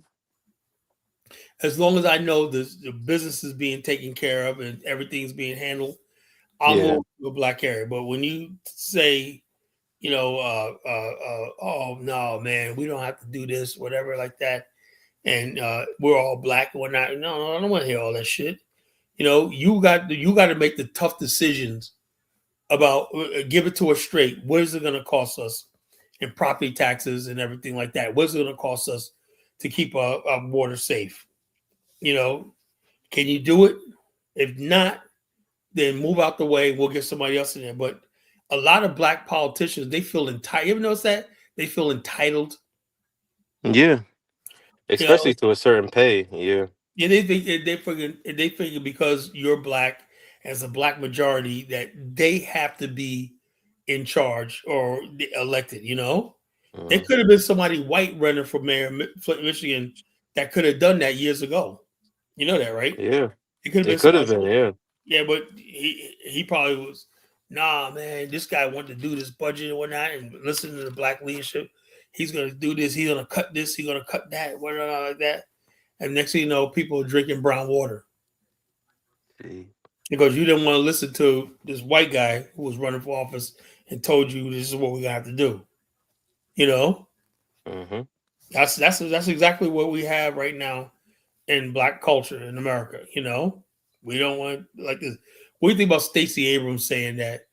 And when she was running for governor, she wanted to give every black woman uh, with children an $800 voucher. Like, Hey, I don't I don't know what the point of that would be. That's completely, idiotic. I don't know what's wrong with that lady, She wanted to man. give taxpayer money because she said black women were struggling in Georgia. Like, so what? Like it isn't, it's not gonna really help them. They probably just gonna spend it. It's not really gonna Yeah, but help. that's the whole She's just thing. doing that for votes, probably, right? Just to get votes. Yeah, but she was like, "Well, black women deserve like that because they're struggling in the state of Florida. I mean, Georgia, and so she wanted to give them $600 to $700 a month. Man, Kyle, don't black women get enough funding? Like, Yeah, come she on, let's wanted to be give them more. real. She wanted to give, and these are women already on Section 8. They're already getting food stamps. They're already getting like that. She said that's not enough. Yeah, Kyle, you know what I seen that the hustle is for the young black women they be doing? Kyle, they be when they be going out their parents' houses, going to the shelter, acting homeless just to get like a housing voucher thing. I'm like, that's like a thing. Like they be posting and telling girls how to do that, how to get their own spot. Just go be in the shelter and they'll give you a home. I'm like, that's So crazy. it's a mess right about now, as far as Yeah, like man. Black America and the situation. I don't know. You got a lot of women now who are going to restaurants, eating food, dining, dashing. They're going to black Yeah. restaurants doing it too. Yeah, and doing fraud, man. I be watching the body cam videos. It's a lot of black women getting arrested doing fraud, dropping checks and stuff. I'm like, oh man, what's I don't know what's happening? going. I don't know what's going on with our women nowadays, man. But it ain't good. It ain't good. Yeah, but I honestly, because I've been watching them doing the fraud videos. I'm like, it gotta just be the overconfidence, because for you to walk into a bank with a $50,000 check, like you gotta Yeah, think yeah, you're yeah. Superman, And then, right? Like at that point then to pull that off. the police show up with it, you gonna act all violent and whatnot. Or the funniest one when people the sovereign citizens they be going into people's houses and Oh yeah. houses. I got the paperwork right here. No, the dude say, "Well, we gotta come with us." There's people fighting the cop with that. You're under arrest. She said, "I got the paperwork right here. You got to give me due process, and this is my property right here because I signed this. After a certain amount of days, when you just gonna come up with some of the people. The owner of the house is like, I was on vacation, and next thing you know, this lady is in my house, In my my house, leg. yeah. I'm like, yo, I'm like, what the hell is going on? Speaking of which, tonight was supposed to be a debate between that dude Taraka Bay and King Good King. I don't know where it Oh was yeah. at. But that's good. That would be hilarious, man. Taraka Bay is a straight up clown. The Moors. Oh yeah. I know him and Brandon guy had an issue or something Oh or yeah, something yeah. like He was that. in Long Beach looking for Brandon. I'm looking for Yeah. Bucci Bear. I'm looking for Bucci Bear. You see that video? I'm looking for Bucci Bear. Well, he got Yeah, some. I did see that one. Yeah, they're crazy, man. That's hilarious. I came across it the other day. I was on the fucking floor. Taraka Bay is a fucking clown. The way Tariq did him in that cartoon.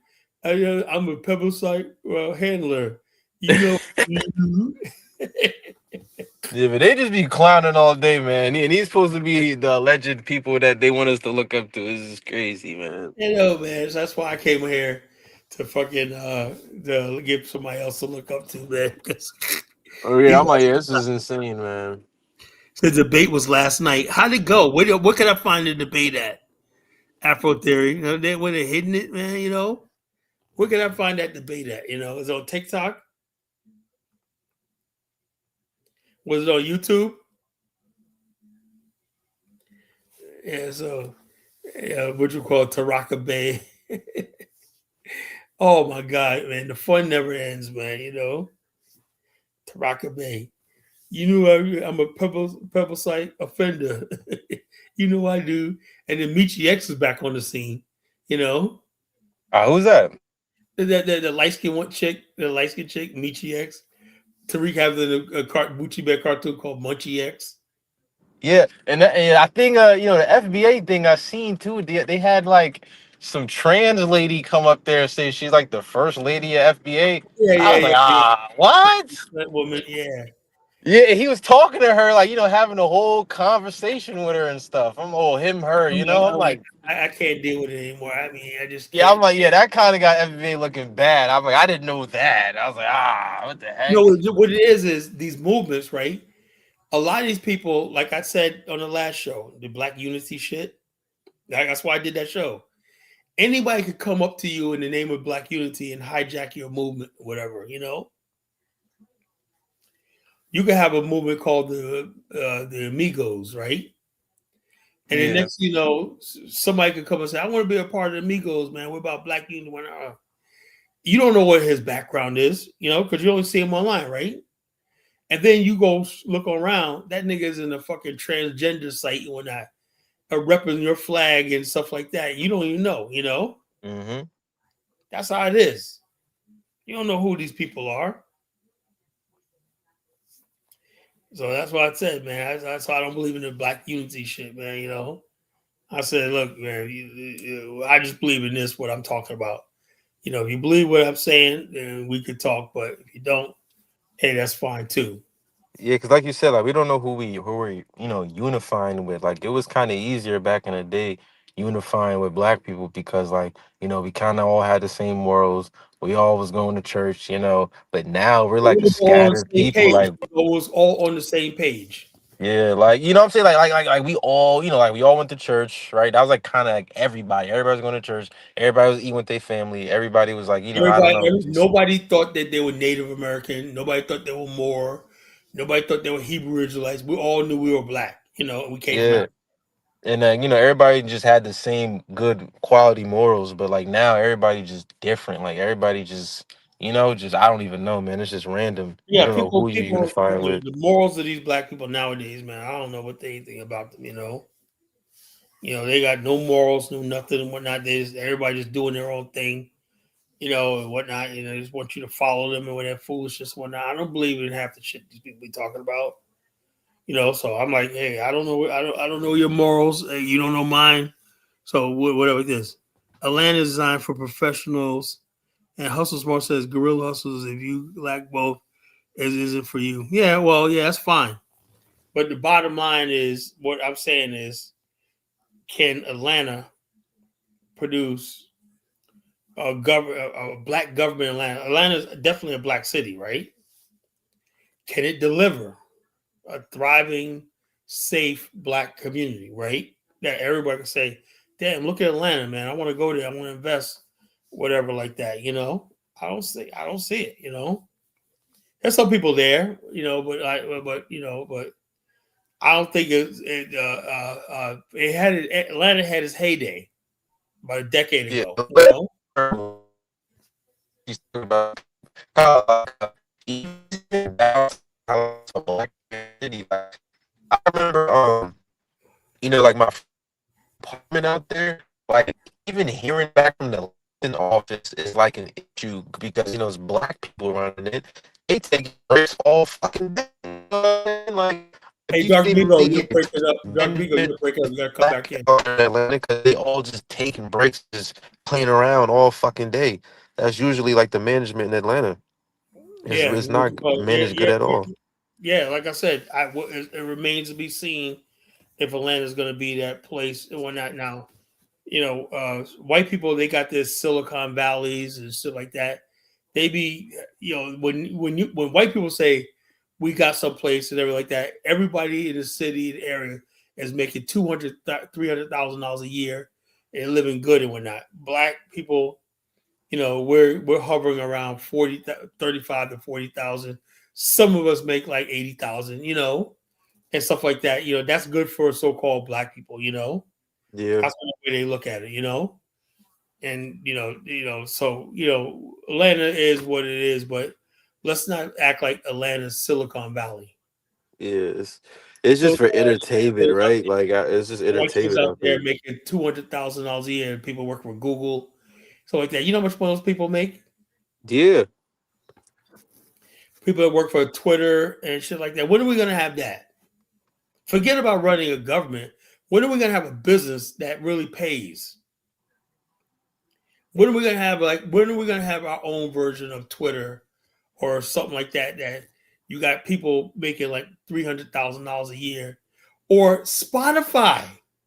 You see the one girl Spotify? She makes $500,000. What the hell she do? I know who even uses Spotify, right? Yeah. She's a sys analysis, whatever the hell she is, right? A data Five, analysis. yeah, whatever the hell it is, $500,000 a year. I'm like, holy shit, man! When are we gonna have businesses like that? Didn't Jay-Z have Title? Yeah, I don't know what happened to that. Kyle, a lot of that's what I'm saying. A lot of black people just focused on doing like entertainment based things. You That's why know. when people tell me the other day about fucking somebody made some money in damn as a content, I don't want to hear that shit. What are you doing to create shit for black people? You know? Now, if when somebody comes up with our own social media platform, right? And you can get all these black content creators right together, whatever, like, whatever, and like look at Rumble. Rumble and Parler is about to catch up to YouTube. You know, we got enough black people. Black people spend more time on the internet than any other group of people. Why don't we have our own platform where we can monetize and we got the people making millions of dollars and whatnot up off the shit? You know, I'd go to it, but we're fighting on the internet and we're not even getting any place because we're on YouTube. We're all on these white man's platforms. We don't even have our own damn platforms. Forget having our own nation. Why don't we have our own platforms? Forget having our own city. Goddamn, give us our own platforms, our own social media platforms. We don't have that. You know, any black professional, you don't know any black professionals in those shows. There are lots of black professionals earning big salaries in shows. Oh, sure there are, DK. Sure there are. It was big salaries. And I don't see, I look, unless you're some content creator doing some bullshit, whatever like that, Anton Daniels, I guess O'Shea, whoever else. That's about it.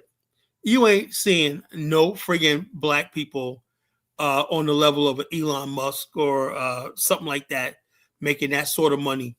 Or the people who work for Elon Musk, those white boys that be working for Google are making like $600,000 a year for doing nothing. You don't even know their name. They're not out there making fools out of themselves on social media, putting out content. They're there doing technical support, whatever the hell they doing. You know what they be doing in those places like Google? They be playing ping pong all day. You see that, Dark Migo? Yeah, they could go to sleep in there He's too. got to be sleeping, going to playing ping pong, have the big foam things, be playing with those foam balls and whatnot, throwing balls at each other and whatnot, and they be making $300,000 a year. Miss me with that, DK. Ain't no black person doing that shit and making money. If you making any money in the white man's world or not, you sweating. Tell me I'm lying, Dark Migo. I love it. Tell me I ain't lying, man. If you're black and you doing anything, you are sweating. Ain't no black person got no easy life like these people that be working at Google and all these other places, Twitter and all these other places like that. They be sitting there doing nothing, Y'all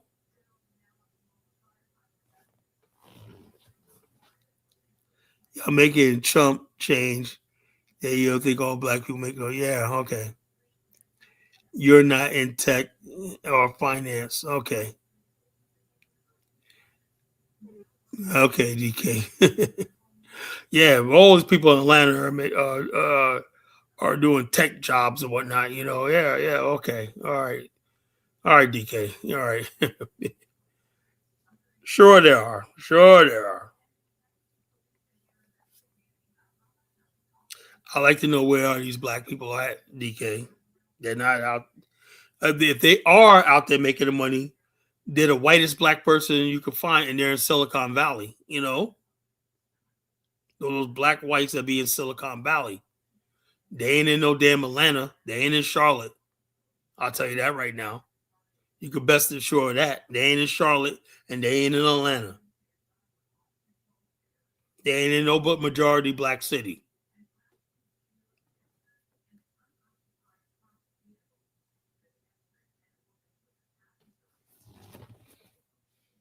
DK lives in a alternate reality, you know.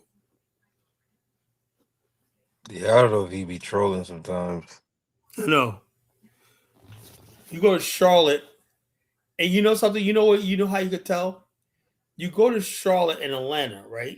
You look. You could tell by the fact that when you go to parts of San Francisco, with Silicon Valley and stuff like that, you see the people who be making $1 million a year, stuff like that. Lots of them, tens of thousands of making $1 million.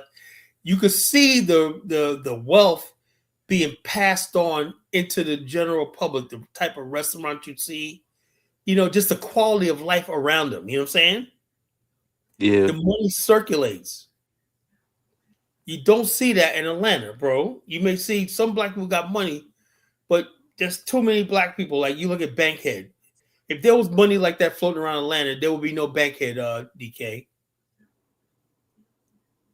You wouldn't have the poverty-stricken areas of Charlotte, North Carolina. The money be circulating back into the black community and everything like that. Just being an example, you know, you just don't have it. Yeah.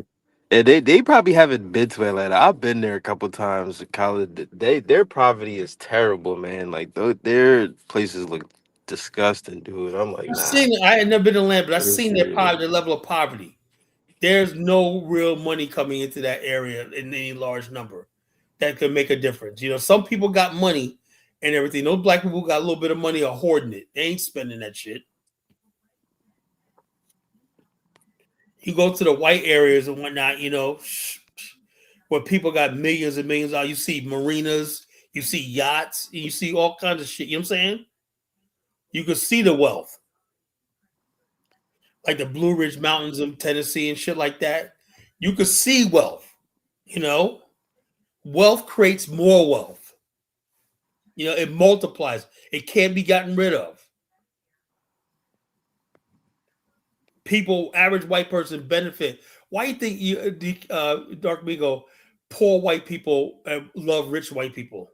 Because they know that wealth eventually passes on to them. Yep.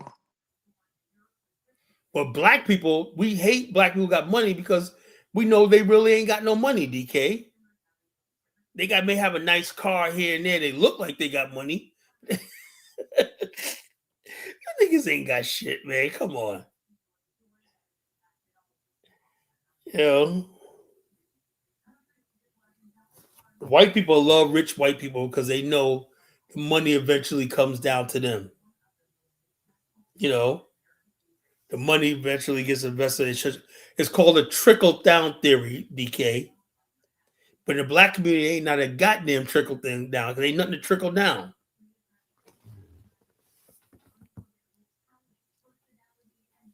I am connected with black professionals. I know how what we are. My sister's a black professional. I'm a black professional.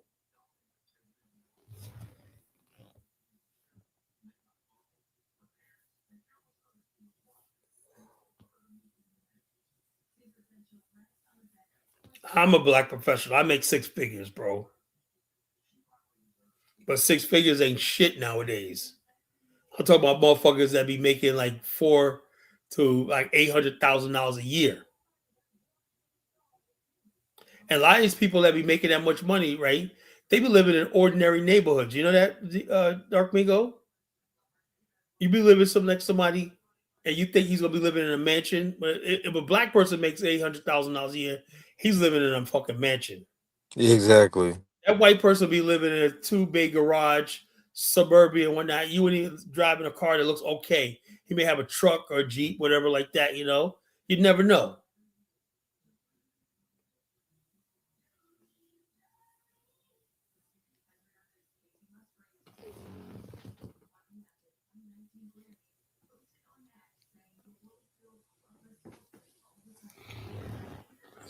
So the black professional, like I said, you know, there's nothing trickling down. You gotta be doing enough where you trickling down and whatnot. You know, I ain't talking about drizzling, trickling down. Trickling down means you making so much money and whatnot. You know, you got money to spend on shit like frivolous stuff or whatnot. That's how the average person benefits from you. Oh man, I see you. You got a car detailing business. You know, hey, you know something? I want all my cars detailed this weekend. Just for I know I just got them washed, but let me get on my car detail. How much you charge? Well, I charge you. Okay, here, take another $1,000 on top of that. Boom, boom, boom, boom. That's how rich people money do. They spread the love. They spread the wealth.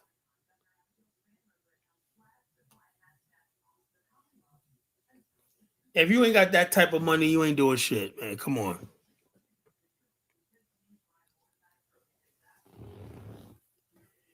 So it is what it is.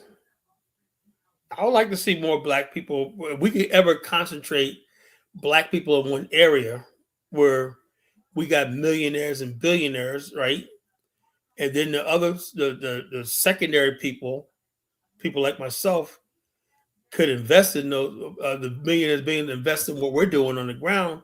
So I got many things I could build, call centers and whatnot. But how do we get black people together? White people invest in each other. Donald Trump probably has a network of people under him that he invests in. Same thing with Warren Buffett, all these people. They have a thing. Robert Smith, richest black man, David Stewart, are they investing in anything in the black community? Do you know anybody that they ever made rich, Dark Mingo? Nope. So what is DK talking about? Now, if we had David Stewart and Robert Smith in Atlanta and they were investing in all different types of projects, then we could talk. That's not happening. Every black person you see in Atlanta is working for a white person, and he's probably making about good. If the top salary is probably $85,000 to $100,000 a year, and whatnot. It ain't enough to trickle down no place. We need those people making $600,000, $700,000 a year. To trickle down and create a middle class.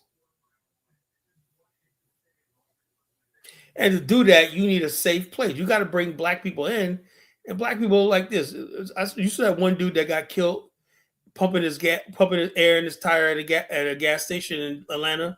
Nah, I didn't see that. Dude, good brother, father three, stopped to pump air in his tire. A couple of thugs came up, blew his brains out, stole his car, tried to steal his car in Atlanta. Matter of fact, I'll find the video. This is why black people with money don't go fucking with Atlanta, Let's see, black man shot, pumping in his car. Black man shot. Man kill, pumping air, putting air in tire.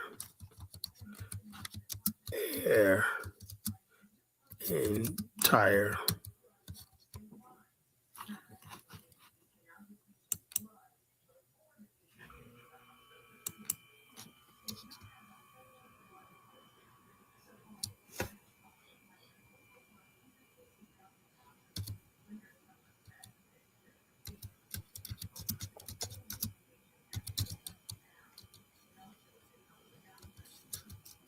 Putting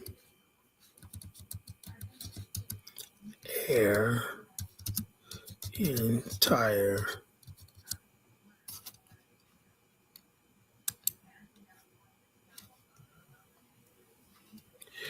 All right, here we go right here.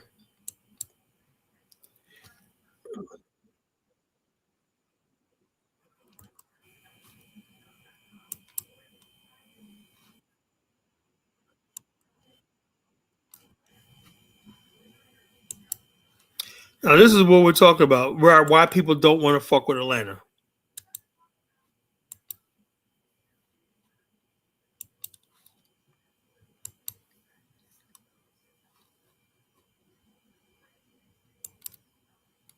Killed while putting air in his tire is calling on the last remaining suspect to turn himself in. They want justice for Bradley Coleman, who was killed at a Quick Trip in July. Channel 2's Matt Johnson live now on Peachtree Parkway. And Matt, the accused getaway driver was in court today. Yeah, Bradley Coleman's family says it's not easy being in courtroom every time, but they want to send a message to his accused killers every time there's a court appearance. Police today said the accused getaway driver, passed by quite a few of these cameras, and they also used his cell phone against him, and that helped lead to arrests. his family support him. With pictures of Bradley Coleman on their shirts, the family of the murdered father and football coach filled the Gwinnett County courtroom. They were there as the accused getaway Gwinnett driver from County. his murder faced a judge. It's kind of like pulling a scab back each time, but I wouldn't be doing nothing else. I want to be here. I'm going to show my support. 20-year-old Charles Collins is one of the 3 people Gwinnett police say are responsible for shooting Coleman while he put air in his tire at a Peachtree Corners QT. Collins and 20-year-old David Booker have been arrested and have a history of car thefts in multiple counties, according to police. In July, police say Coleman fought Now, back what when does they it tried say to like this? steal his car. They have One a of the whole 3 history of suspects car allegedly theft. shot him. What would they Detectives hold up? testified Hold up. that cameras helped get What were they doing out? Dark Migo. What the hell were they doing out? They have a history of car theft. What the hell were they doing out? Yeah, I don't even know. Partying. No, what were they doing out of jail? This is what I'm talking about. This is what I'm talking about. These black areas, I would not live in them. DK could go to hell for all I care. These people like Gwinnett County, outside of Atlanta, these people, it just pisses me the fuck off. Talk about it. No black people with money are living around this shit. It's not happening. They talk to you blue in the face. Ain't nobody living around that stuff.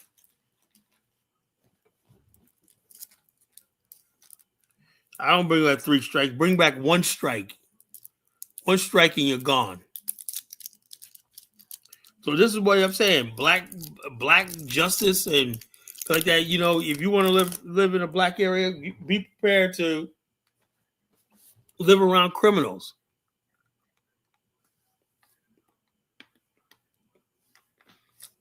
They want to, geez, why nobody want to live around black community? Why can't we build communities? Because nobody wants to live around your fucking ass. That's why. This guy was a coach. This thing broke my heart, man. He just stopped to put air in his tire. They came up, blew his brain. They could have took the car. They came up and killed a man, took a man away from his 2 daughters.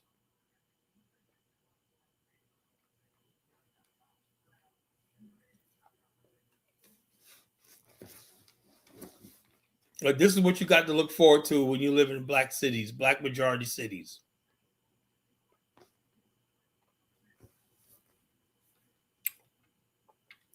People say, Carl, you sound like the racist. I don't give a fuck anymore. The truth is the damn truth.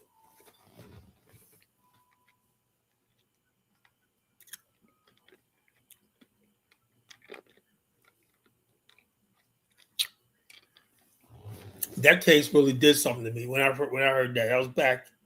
That was like a year ago.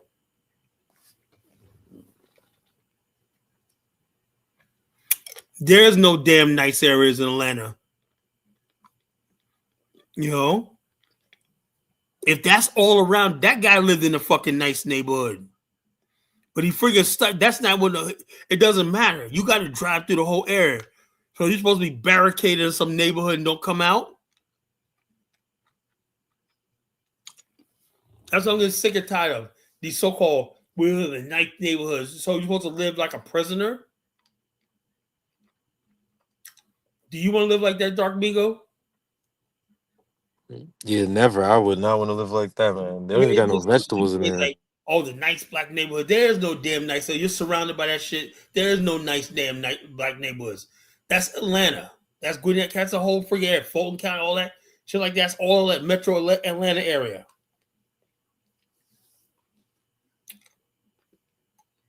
You ain't gonna be in your so-called nice neighborhood all the time. You got to come out of that neighborhood to go shopping, to go get gas, put air in your tire.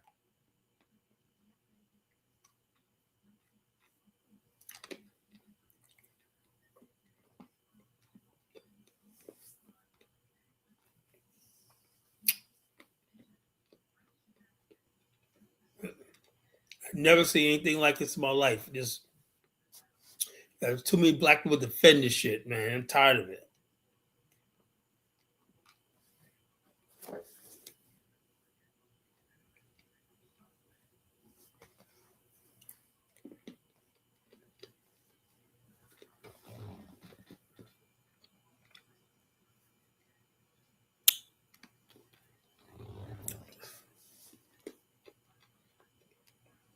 DK, I do know what I'm talking about. You got people out there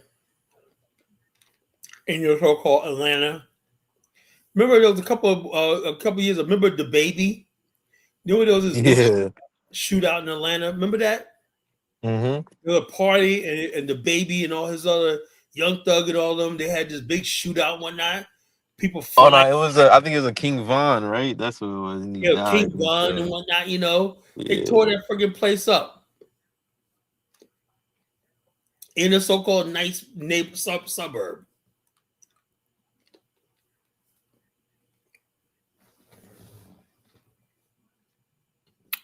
Well, I can't say about my city, man. We don't have that over here. We read about every major city. What's the thing about every major city? Is run by who? Negroes.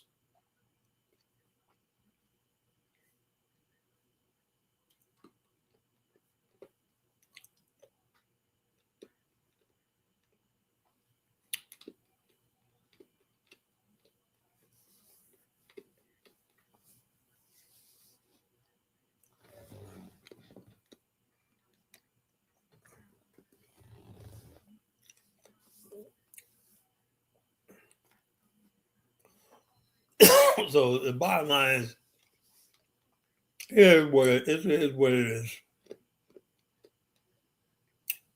Here's what it is. You know, point tonight is not only that we can't run cities, we don't want to run cities. We don't want to run. We don't want to take. You know why? Because some Negroes get comfortable and they let all hell break loose. You know, how can you fit there live in a city? You got a crime rate like that, or it ain't affecting me, whatever, like that. Yeah, but look at the stats of your city.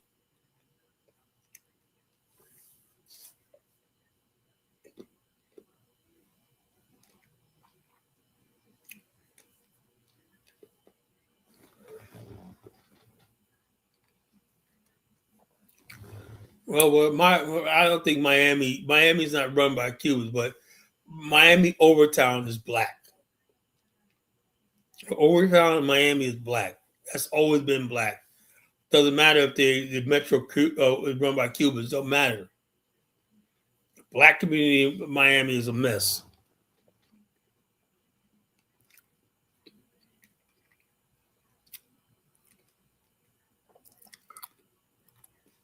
Atlanta is one of the best cities in the U.S. Okay. Why she keep saying that? It's really not. It's not. Yeah, like, I think you could Google that and that would not come up.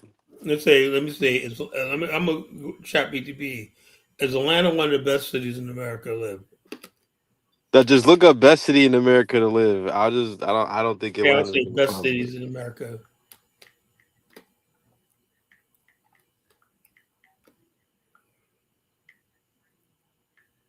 to live. Okay, let's see.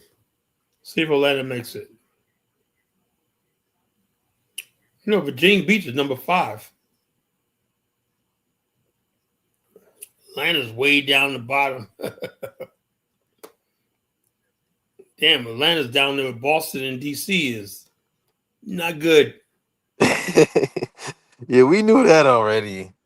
And Atlanta always getting bad rap.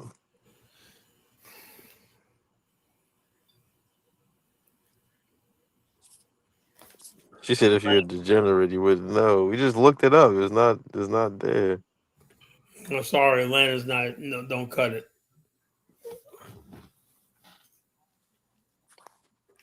Well, the bottom line is this: black people. We have a huge black middle class here, so it don't even matter. And we do got rich black people here. Got Bruce Smith lives here. Got several football players that retired here. We got a lot of rich black people live in Virginia Beach.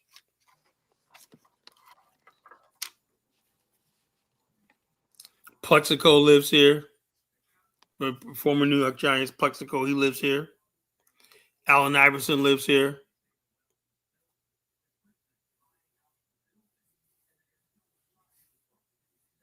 We got Pharrell. We live here, bro. Pharrell lives here. Let's see. Missy Elliott lives here. Oh Timberland yeah, lives here. I seen recently she's worth 30 million. Missy Elliott, Yeah. because allegedly she wrote all the stuff I for can tell you. Aaliyah. I know the house she bought in Middle Plantation. It should be Indian River Plantation. She has a nice house out there. Everybody always drives by. That's Missy Elliott's house or whatnot. She bought a house out in Indian Plantation. Yeah, you got some heavy hitters over there. Yeah, you're pretty good. Pharrell Williams lives here. Pharrell Williams. He said fake list. DK a hater. DK's a hater. Yeah, he's a fake list. Oh man.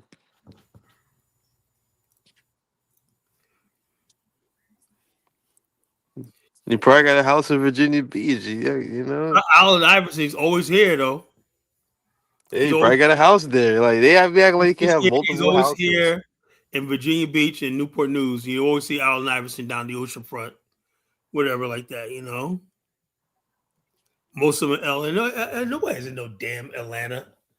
Man, it's so fucking whack, man. Only things in Atlanta is the Body Boys. Boom, boy, yeah. Oh man.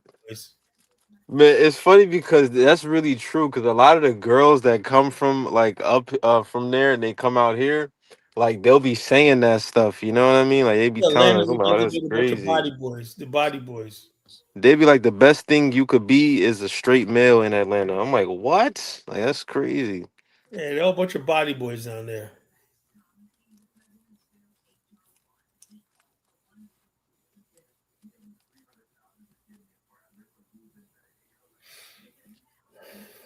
But yeah, so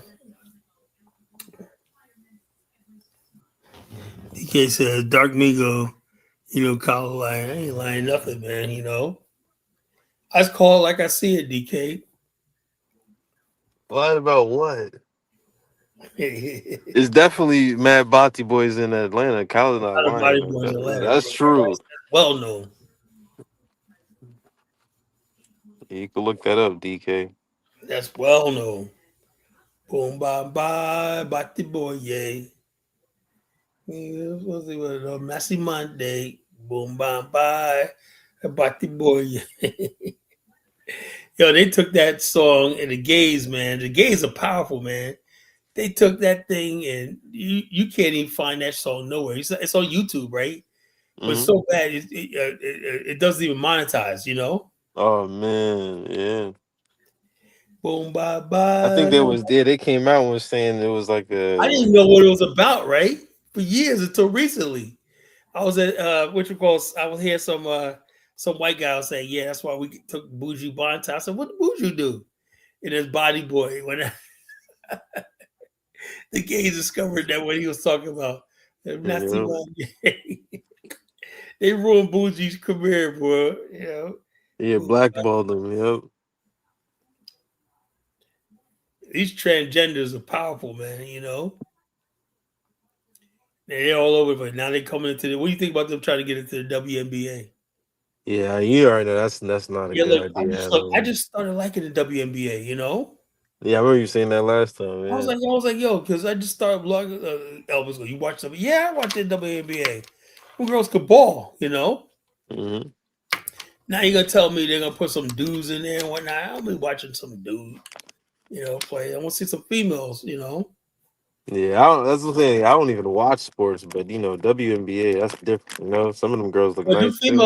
the females are actually pretty good. I thought when I started watching them like a month ago, I thought they're gonna be playing all week and whatnot. Them girls could be doing. Them girls could ball. They be hitting Yeah, pointers. I'll be like, damn, man. They be doing layups and whatnot in the paint. I'll be like, damn. Only thing I don't yeah, see do is slamming. yeah, exactly. Yeah, no dunks. I was just about to say that. Yeah, no I don't dunks. see no dunks. That's the only thing they don't do is dunk. Yeah. If they could dunk, yeah, it would be good, but they gotta just dunk. No, you got to be a man. Now, hey, you let the transgender in there, he be dunking on them. Yeah, dunking on them. Yeah, that's probably what everybody want to see. So the bottom line, you can't be having no transgender dunking on them. Yeah, dunking on them. Yeah, yep. That's exactly what it is. That's definitely the huge difference. No, I'm just saying Virginia Beach. As far as like, look, I'm gonna tell you right now. But as far as like I'm gonna tell anybody like, you know something.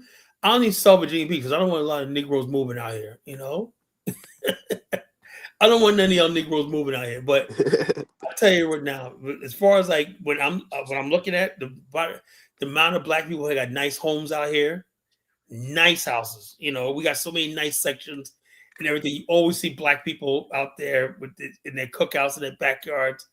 A large city, large numbers of black people. You see black people going to the Planet Fitness, people jogging, people in the Mount Trash, the park, jogging and whatnot. You got black people out there. You got black people who got motorcycle clubs. We got motorcycle clubs and whatnot. People be like, you know, I love seeing young black people with their motorcycle gear on. You know what I'm saying? You know, the crotch rockets and shit like that. They be like 50 or 30 of them riding together and whatnot. Dark Migo, you know. Yeah, I've seen that before. But down here, you got motorcycle clubs. You got everything here, man. You got all kinds of shit, activities, whatnot going on here. This is the best place to me for black people to live. You know, the best state, the best place in the world for black people to live. I'd say. I wish I could make Virginia Beach somewhere in the Africa. My dream is to have an Afghanistan like Virginia Beach. You know, that would be heaven. You know.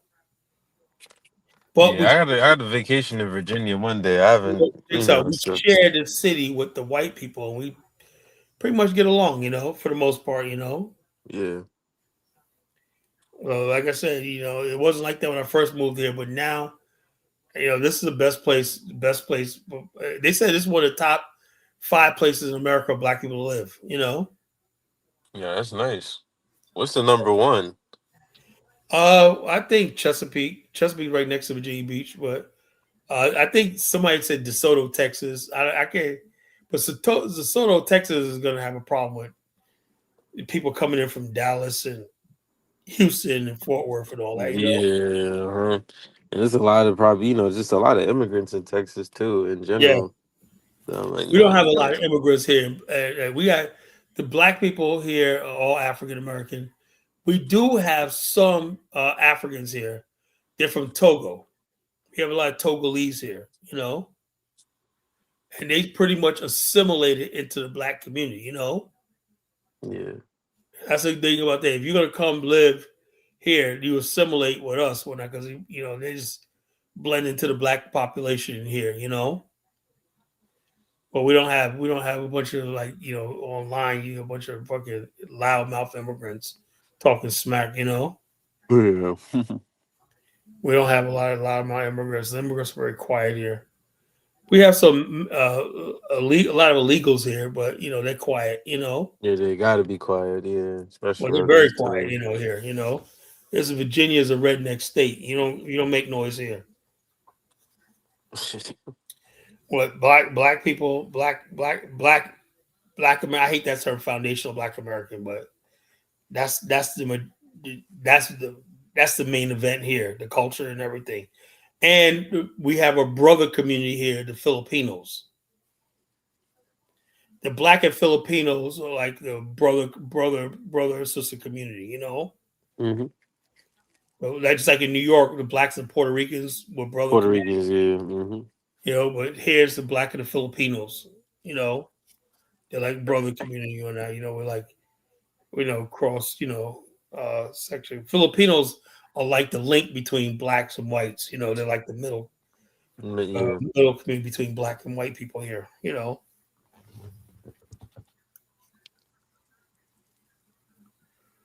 No. Ain't nothing in Virginia. Okay. Why is people hating on Virginia mostly? You know? Rika McCauley, you lying. We ain't lying nothing, man. What the hell am I lying about?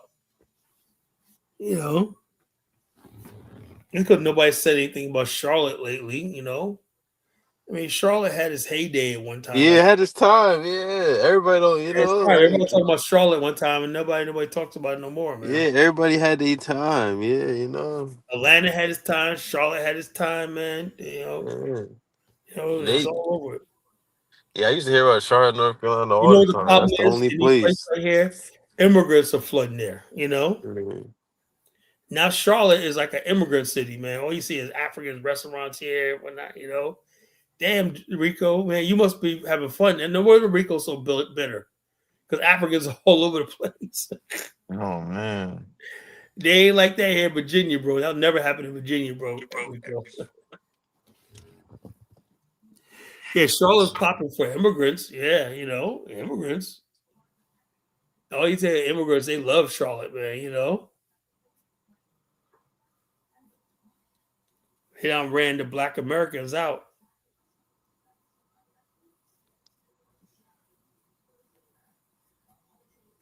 I suggest Rico, man, you come up to Elizabeth City, North Carolina.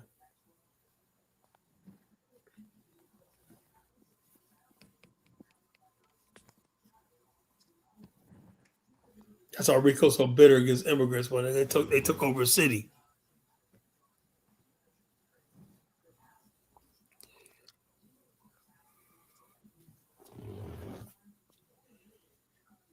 Yep. So I gave everybody a chance to come in. Nobody wants to come in and argue, Yeah. Where's everybody at? I'll put the link in one more time.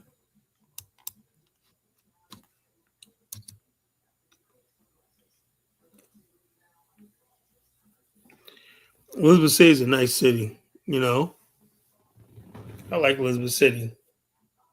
That's where my father was born. I went to school there.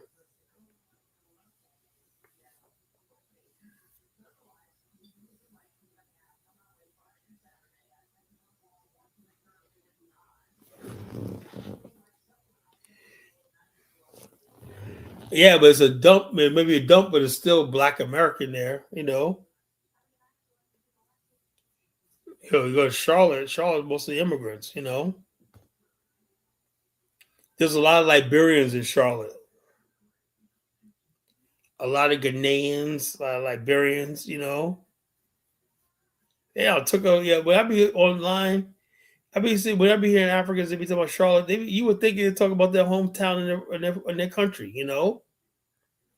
I grew up in Charlotte when like, damn, man, these motherfuckers, Dark Migo have taken over. Yeah, they are. The African immigrants have taken over places like Charlotte,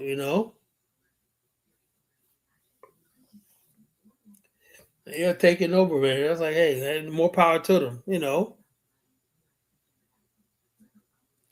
Have you eaten in the African restaurant yet, Dark Migo? No, I haven't, man. I gotta find something I like. Me, I'm just like, I'm getting worried about this bushmeat shit, Yeah, I would want to eat. Yeah. I'm Larry, man. That's why I said I'm not fucking with that. The only African food I fuck with is Liberian food, I know Liberian food, Yeah, I just honestly stopped eating at restaurants in general. You heard about that shit with the Texas Roadhouse people spitting in black people's food? Yeah, I heard about it's funny. I went to Texas Roadhouse in I was gonna Arizona, go there but last week to tell you the truth, man. yeah, I didn't have no problems in there, but I went to wish I go would have too. I'm known if glad I I didn't went. go, man. Yeah. These white people are getting wild out here, spitting out food and shit. Yeah, that's why I'm like, yeah, I don't go out to eat. I was like, yeah, black women, they might have an issue with that. They go out to eat the most, They always go out to eat. Yeah, so I'm not going out to eat no more. Fuck it. If I can't see you make my food, whatever like that. You Shit, know exactly. Yeah, I can't.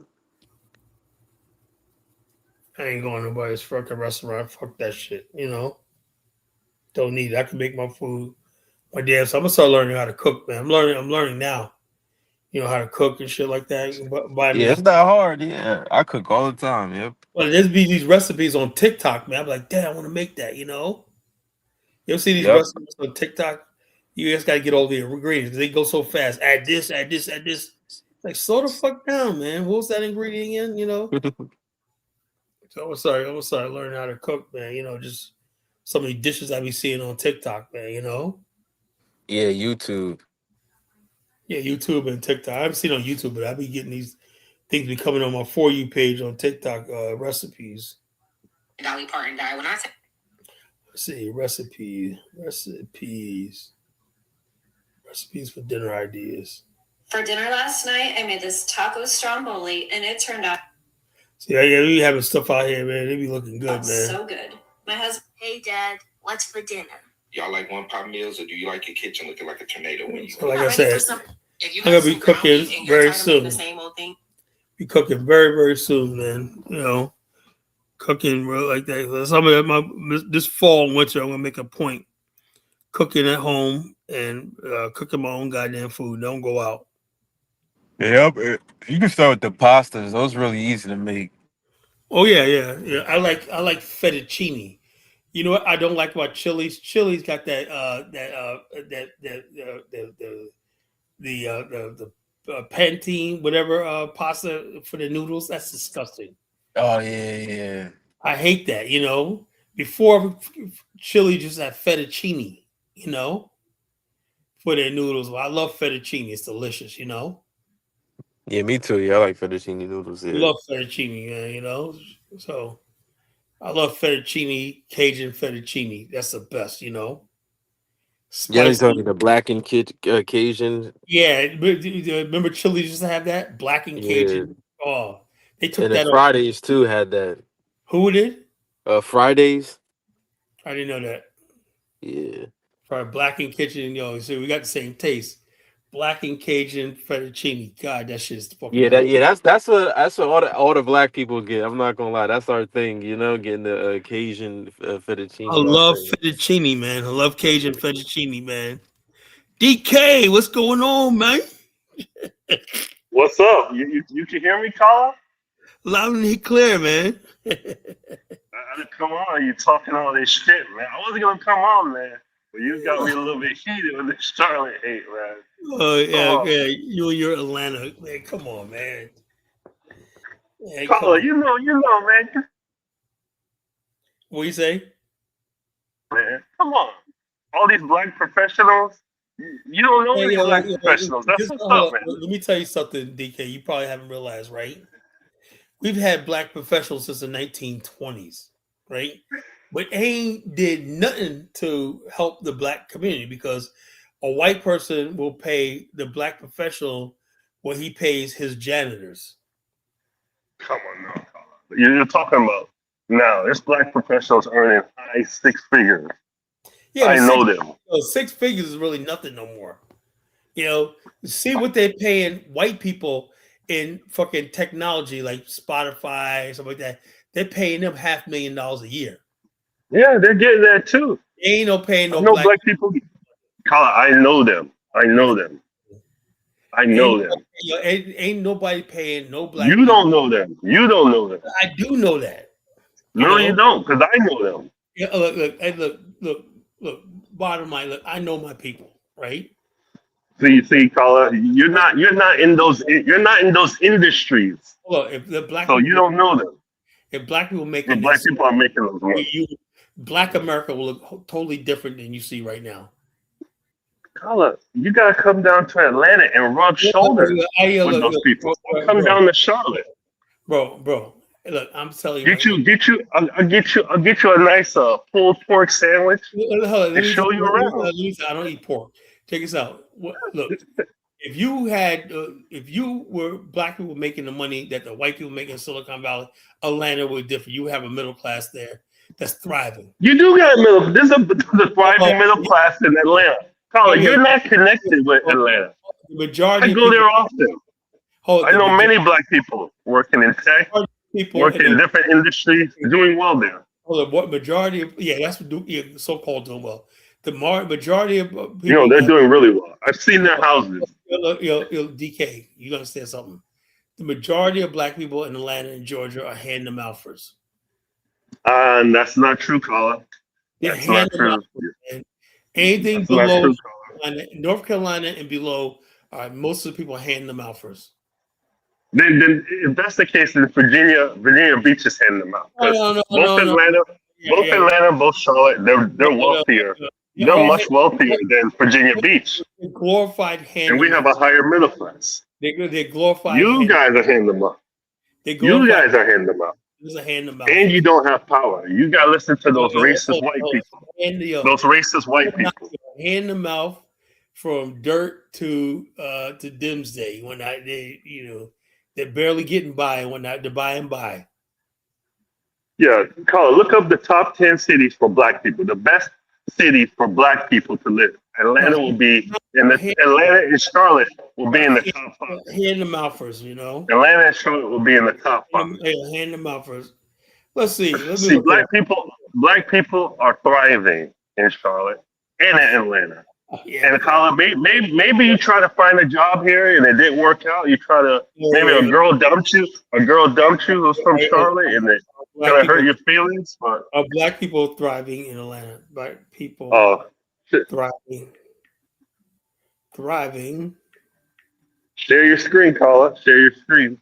I'm on my cell phone in Atlanta. Come on. Atlanta. Let's see what it says. Yes, but the answer is mixed. Ooh. It says Atlanta is one of the strongest places in America for black political. Whoa, you said professional. Hold up. But black Atlantans are not uniformly thriving economically. Woo. It says where black America is doing well, a large black population influence, 40% of Atlanta's population is black, 46%, giving the city a usual strong black institutional political presence, a substantial black middle and upper class. Atlanta metro area has more black homeowners than any other U.S. metropolitan area. Say that again, Carla. Say that again. Oh, we're not done yet. More black homeowners than anywhere else in the United States. Hold up, but there's a but coming, you know. But at about but researchers described evidence of a special middle class education. Okay, graduation rates is 87%. Now you got entrepreneurial institutions has a usually deep economic system, HBCUs, churches, professional organizations, but there are major problems. The biggest issue is wealth and economic mobility. That's why I said there's nothing trickling out to the masses. You know, homeownership. You can say that about anywhere. Hold up. Let me finish. Homeownership, it says, the biggest issue is wealth and economic mobility. That means nobody moving up. You know, black homeownership in Atlanta has been reported at 33% versus 59% for white households.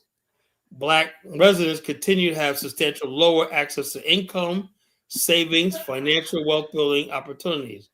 Research census found that economic mobility for low-income black children Atlanta remained unusually low, even as mobility improved consistently compared to Charlotte. So Charlotte's doing better than Atlanta, it says. Wow.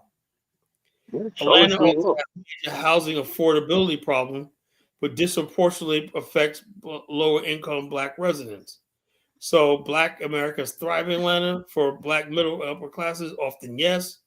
But in other words, basically, you got a few black people doing okay, but like I said, they don't have enough wealth to trickle down to the poor.